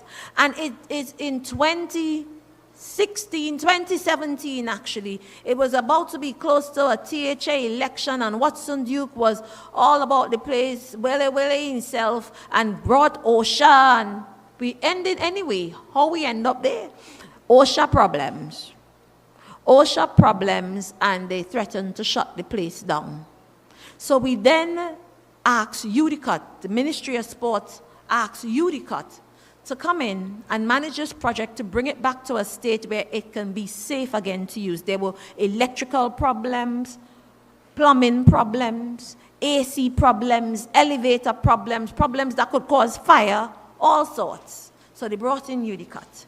And UDCOT did the work over the years, and in 2020 brought it back to a state where it was open to the public again, it's safe to use again. And we said, if we're going to restore Dwight York Stadium to a place that it's safe again, let's bring it beyond safety. Let's bring it to a top-notch, world-class facility of the 21st century where we can host international games, where we can host sport tourism events and so on. And so we continue to add and build more phases. So a complete electrical overhaul, plumbing overhaul. You now have turnstiles there, repair of the air conditions, fixing the elevators, and so on. So the government over the years has invested over $30 million in Dwight York Stadium. Invested. They're trying to say government spend. I'm saying invested because package 3 of the works are still ongoing and you still have package 4 to come. Yes? So over the years, with Dwight York Stadium being the one stadium in Tobago, we tried our best to not completely shut it down over any long period of time, unless we absolutely have to. For instance, where there's a major water problem or a major electricity problem. And you know, interestingly, construction had stopped around 2020, 2021 due to COVID, so that caused a stall in the works. And then we came back on and we were preparing for the Commonwealth Youth Games and so on. And we had reached out for a contractor to replace the track because we say rather than a refurbishment, we want a replacement. Yes? And in that year, World Athletics said that any track that had been built over 12 years ago, they're disbanding them. So they now have a new setup for the tracks, new characteristics that you must get, new specifications, I must say, that you must get for tracks. So by the end of December 2023, both Hazley Crawford Stadium and Dwight York Stadium disbanded. We asked for an extension on Hazley. We got that up to the end of June. We didn't get the extension on Dwight York. But interestingly, the contractor that we had procured prior to COVID had charged us X dollars. And by the end of COVID, the senior person had died, and the person now running the entity said, I'm charging you 3 times. And we said, no, you can't pay that. So you had to tender, go back out again, trying to get a contractor who would lay down a track. Now, laying down a track is not like going by Stumpy's, buying something and put it down. Yes, it is technical. You need international experience and certification in this type of work and so on. So we have been struggling trying to get a contractor to do the work within budget and within time, while doing other refurbishments at Dwight York Stadium and working around the sporting fraternity, trying not to shut down too long. You know, interestingly, December 24th of last year, December 24th of 2024, we issued a notice saying we're going to close down to do some refurbishment work because we had major problems with the plumbing system. And early January morning, ending of January, you had the THA and the sporting fraternity in Tobago crying out, how are you going to close down the place during sporting time for school sports? So we then contacted the entry-As and contacted secondary school track and field. How could we work around this? So we said, okay, we're going to open up or allow you to build our works around your season. Yeah? So you can't run on it and keep it open at the same time. You understand? You can't fix it, I should say. You can't do major fixing and keep it open at the same time. You have to protect the safety and the security of the athletes, of the sporting fraternity. And we try not to close Hazley Crawford Stadium and Dwight York at the same time to the best of our ability. And even though you say, okay, we're hoping to have the track ready by March, do you have a contractor? We don't have the contractor here.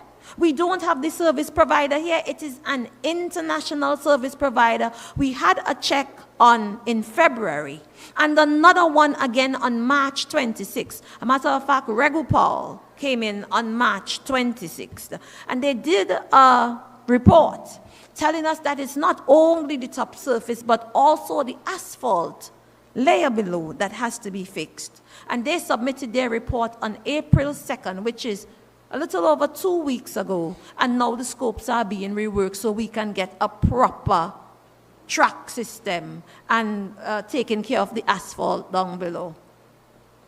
And that is what all the bacchanal is about. That is, well, she said it would have been ready in March, and look, Carifta happening, and it's not ready. If I could have gone late myself, I would have gone late.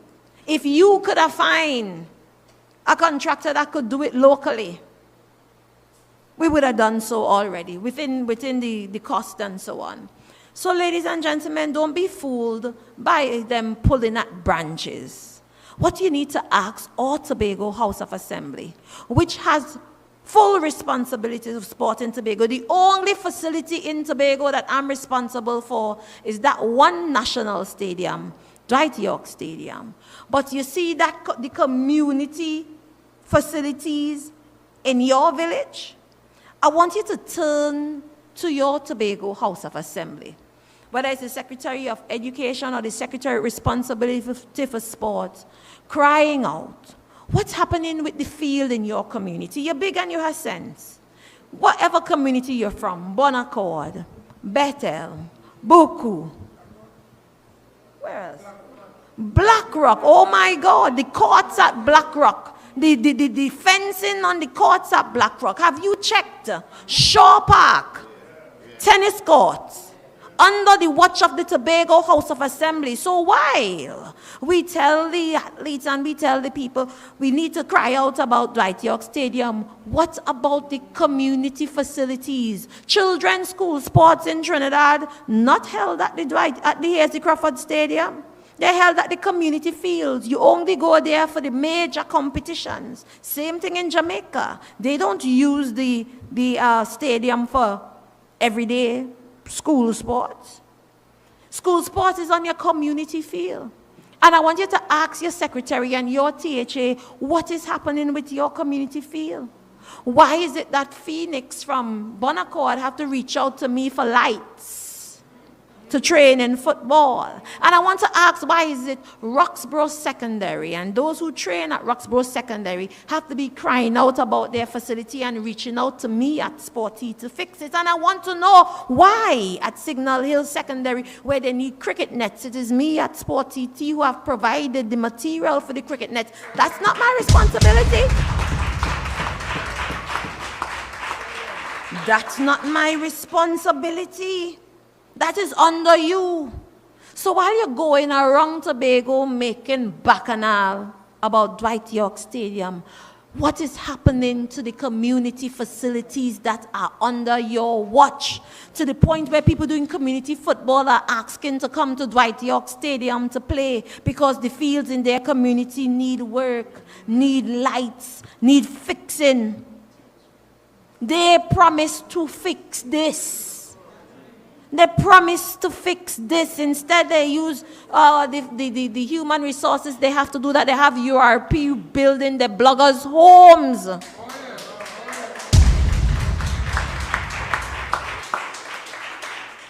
I remember on the day I watched what was happening down at Black Rock Swimming Pool. I remember when Mr. Orville London and the PNM went there and turned sod and helped to build that pool. And then they closed it and then they didn't pay the people that was working there for over a year. Now is the Ministry of Sport and Community Development running Learn to Swim programs at that YMCA facility in Black Rock. We just graduated 30 persons who got their certificates in saving lives last week. And right now, as we speak, you have over 30 of them in the Learn to Swim class. Tell me, let's talk sports.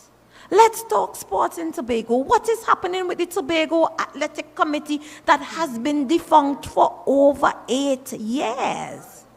Let's talk sports. Let's talk sports in Tobago. Let's talk a little bit about access to grant funding.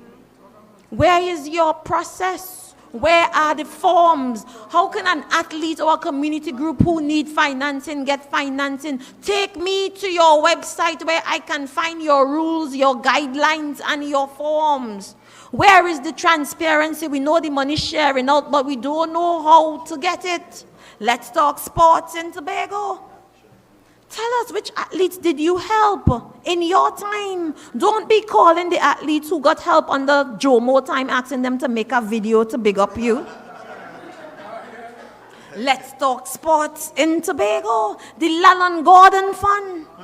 I remember it was big news when you put a board for the Lalon Gordon Fund, hyping up the young people, making them feel like they're going to get help. Show me the athletes who got help from the Lalon Gordon Fund, where to find the form, what is the assessment like, what is the guidelines like, because as far as I'm concerned, the tennis players, the dragon boat people, the footballers, the table tennis players, even the athletes who are abroad in university, getting their money from me.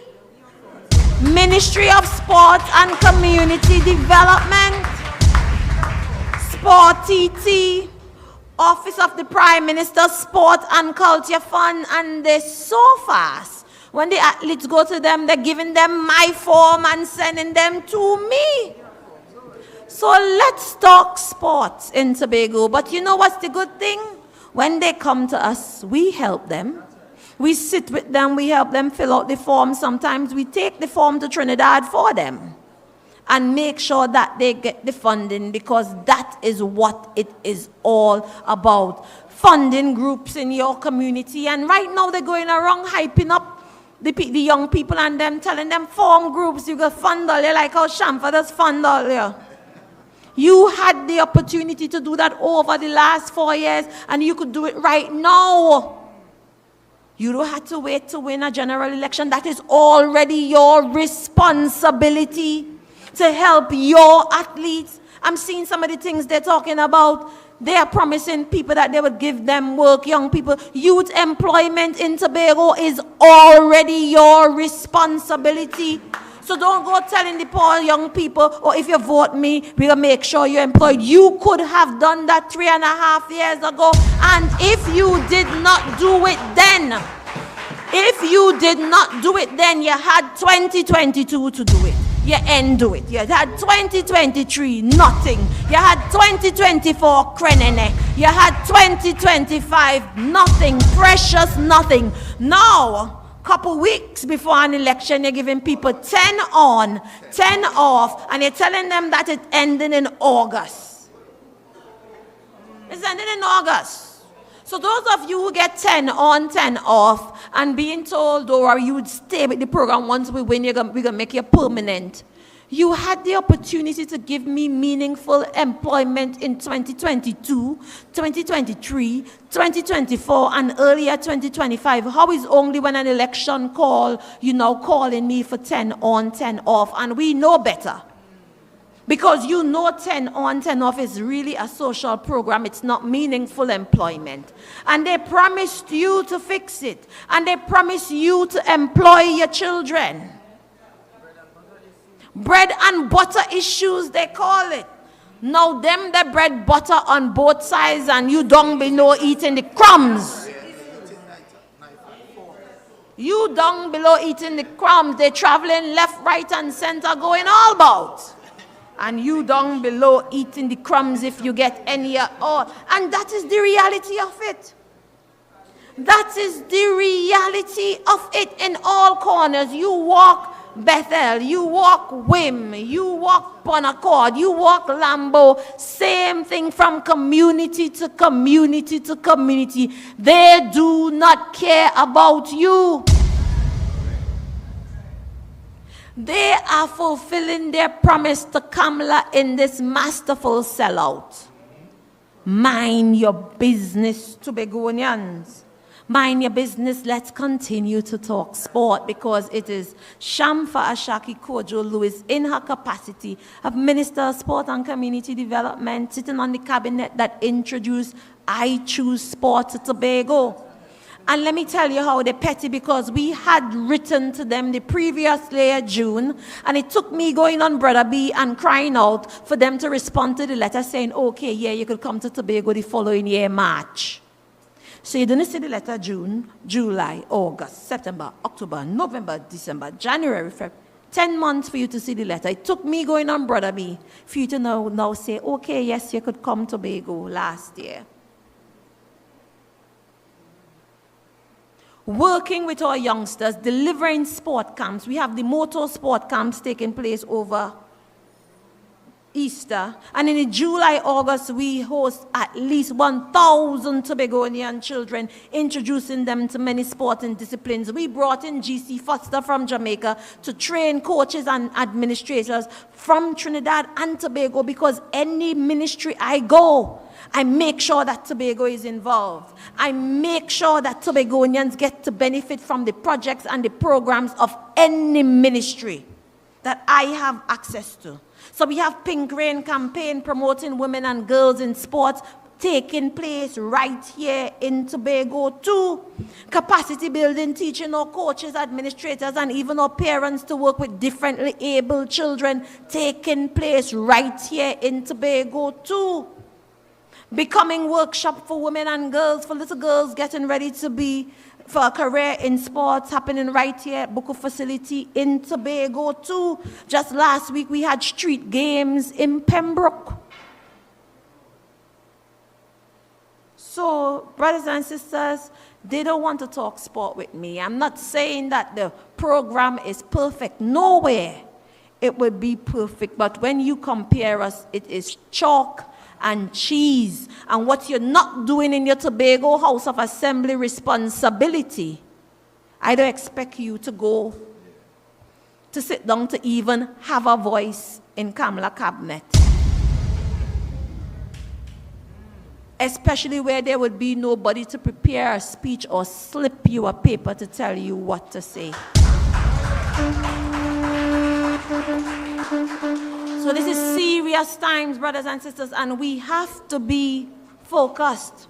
We have to be very aware as to what this thing is about. We are being called upon. And separate and apart from that, because it's not just representation at the level of the constituency office. And it's not only in your ministry, because you see, when you hit that parliament, you're back at abroad, and your voice can't quake.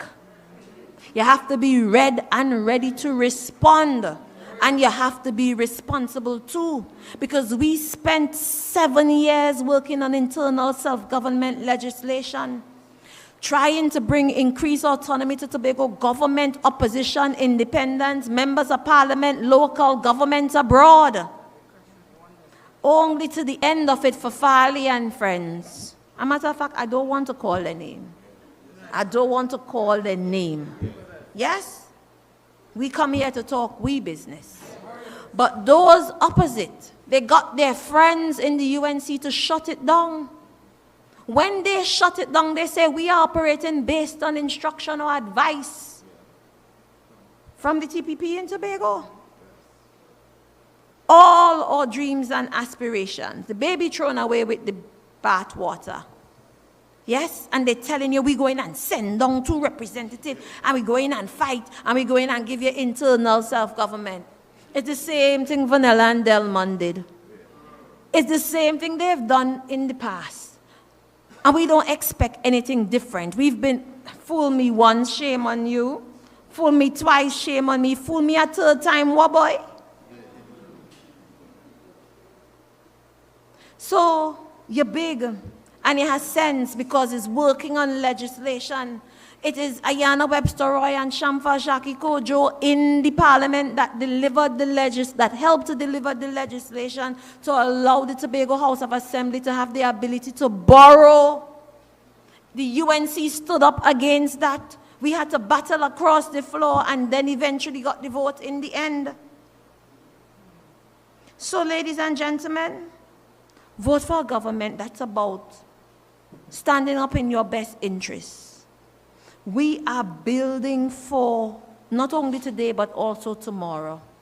In a time like this, you see what is happening, not only nationally, but regionally and internationally. What's happening in the US, what's happening in Europe, what's happening in Asia.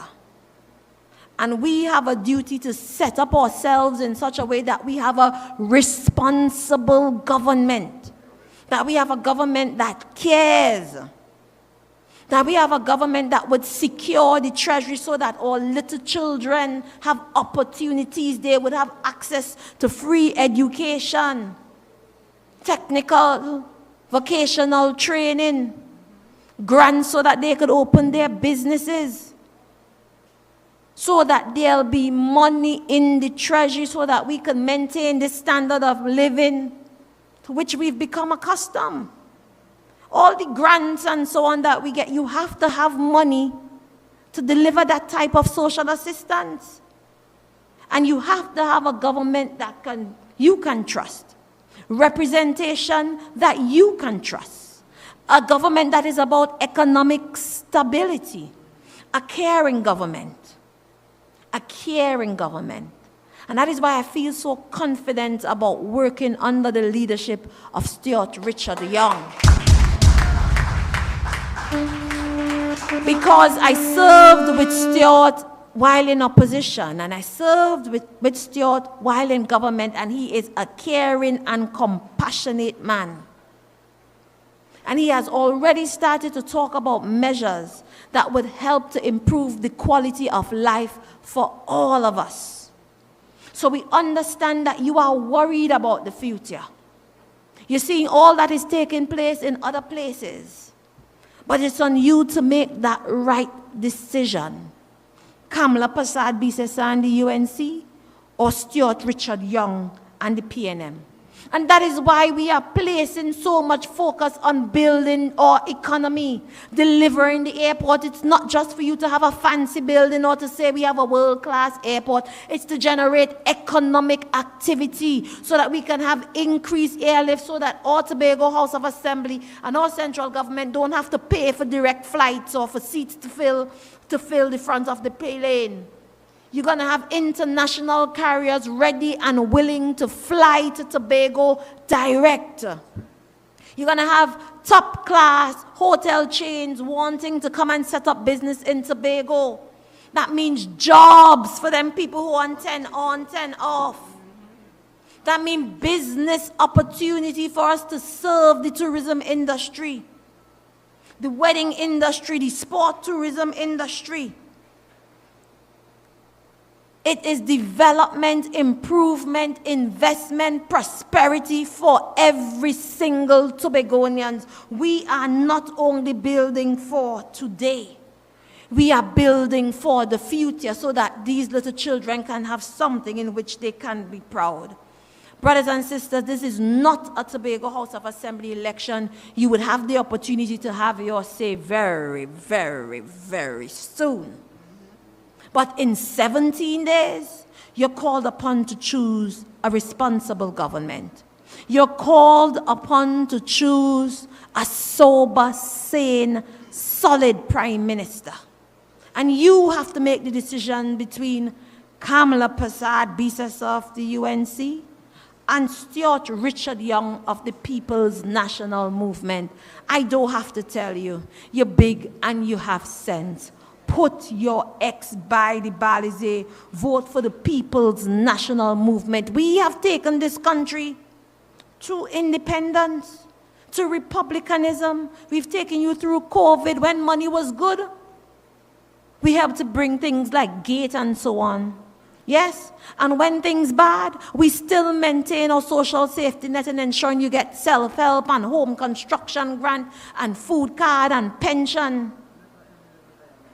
Yes, as we touch on pension, it is the PNM that gave you pension. Do not believe them when they say we are going to take it away. We are not touching your pension. They're going around and lying to the poor senior citizens, telling them that the PNM would take away their pension. A matter of fact, our Prime Minister has spoken to taking off taxes off of pension.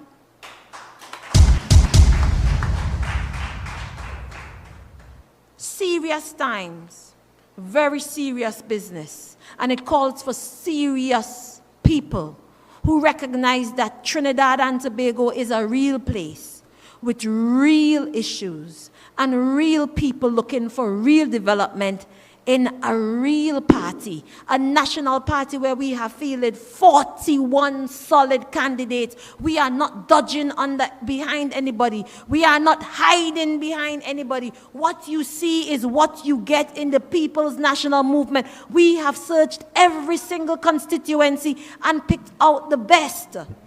that there is to offer as it relates to service and delivery and representation. There is no undermining your contractors and service providers. There is no selling out of our people in the People's National Movement. So I want you to tell those opposite.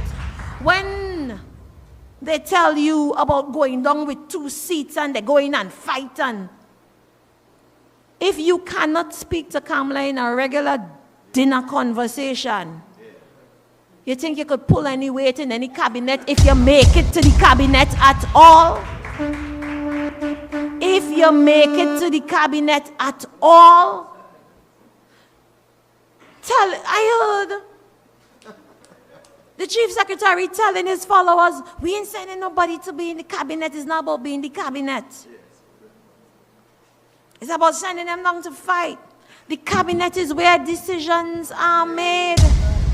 That is why Ayanna Webster Roy and Shamfa Cudjoe-Lewis are in the parliament, making sure that Tobago gets billions in investment and development. How they're doing that fighting up outside the cabinet. And they know very well when Kamala vexed with them, she just does dismiss them and put them on the back bench. And they can't do nothing about it. They can't do a thing about it. So I don't know who they think they're fooling. But brothers and sisters of the People's National Movement, no dodging, no hiding, no undermining our contractors, and no selling out of our people. You're big and you have sense. So we will stay focused. We will remain fearless. We will come forward and we will vote. We will vote for a party of integrity. We will vote for leaders who care. We will vote with people with experience in uplifting the economy and developing our people. They're trying to take you back to Kamala. Show me what Kamala do for you when she had the opportunity and the money to do so. Show me something she built. Show me something she delivered in Tobago. Nothing. Precious nothing, but we can speak to not only physical infrastructural development, but social support and training programs for our young people and jobs for our people and grants for our people. Just like the 60 persons, the 56 persons who took on their home construction grants, around $50,000 a piece yesterday. That's the work of the People's National Movement, the central government that you are being called upon to choose. Brothers and sisters, this is a clarion call to each and every one of you. Make it your business. Galvanize your base. Go out to each and every PNMite you know. Go out to every swing voter. Go out to every person who say they ain't make up their mind yet. And let them understand exactly what is at stake in this time. Vote the PNM. Take their money, vote the PNM. Take the alcohol, vote the PNM. Take the curry goat, vote the PNM. Take the refrigerator, vote the PNM. Take the reclining chair, vote the PNM. They give a rental car to drive, vote the PNM. Take the cash and vote the PNM. Because there is life after April 28th. And we have children to mind. We have homes to build and refurbish, and European going and do it for we like it doing for them. We have to make sure our children go to university so they can get a better chance than we did. $40,000? You have more sense than that. Take it and vote the PNM. So brothers and sisters, serious time, serious business. We have our work to do. Knock on every door. Talk to every friend. Let them know, hey, we don't have it. Because you go around to some people and say, you have it, man, don't worry, I know you have it.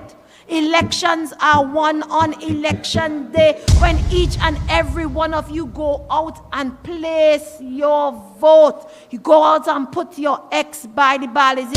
Do what only you can do for yourself, because you see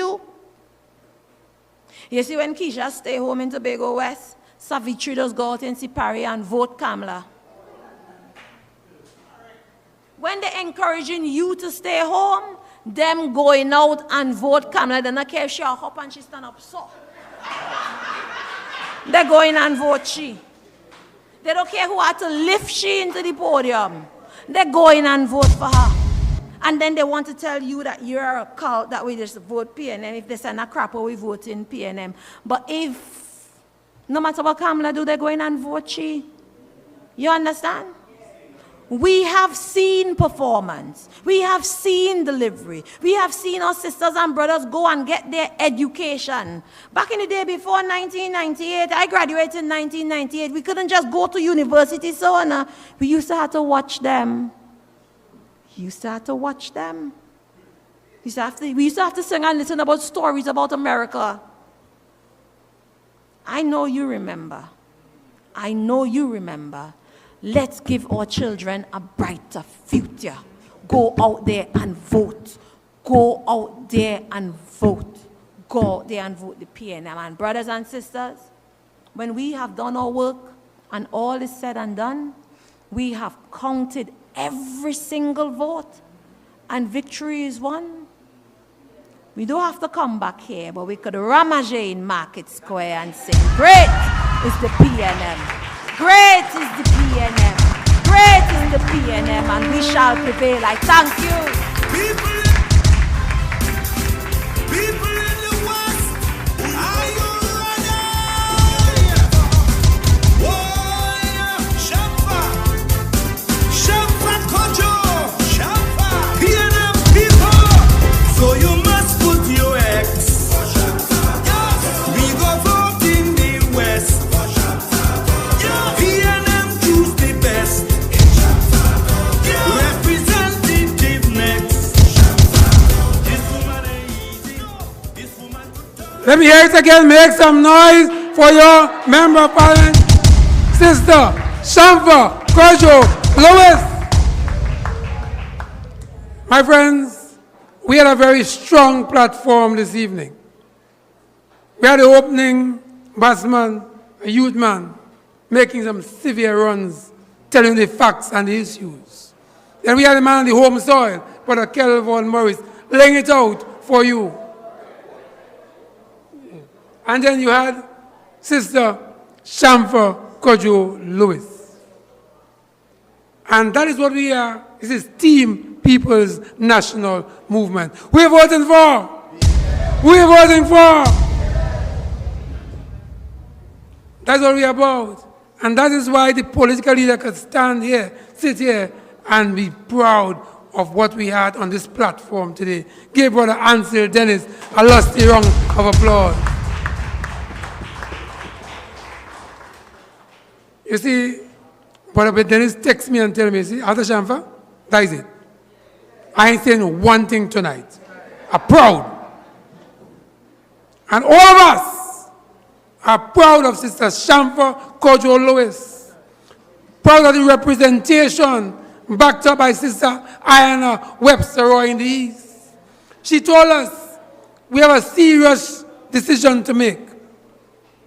Come April 28th, we have to ensure that stability remains in this country. If you look at the geopolitics that is taking place, I want to ensure that this country is governed by the steady hands of Siot Young and the People's National Movement. I want to ensure that the future of our children and our children's children are in the hands of Siot Young and the People's National Movement. A new chapter as we wrap up will be written in this country. And we in Tobago must be part of that chapter with Shamfa Cudjoe-Lewis and Sister Ayana Webster. Tomorrow, we're in Charlottesville. Speyside and then Charlottesville. We are going to ensure that you get there. All of us. We are journeying to Charlottesville and we via Speyside. Because we have to take this crusade throughout this country. And of course, we're going to see you there. But continue to go through the highways and the byways. Talk to your friends. Talk to your sister. Talk to your brother. Send the message everywhere. That is PNM, PNM, PNM, PNM, PNM, PNM, PNM. Our symbol is the Balize. Your choice, the People's National Movement. Your candidate, the best by test, the best in the West, Sister Shamfa Cudjoe-Lewis. And in the East, Iona Webster Roy. Great is the PNM. Great is the PNM. Great is the PNM. And we must and shall prevail in the interest of Trinidad and Tobago. I want to thank all of you. Thank the Village Council for giving the center. Thank all our speakers. Thank our PA system, cameramen, those on the outside and those on the inside. Thank all of you. Stay strong and we will vote. Thank you.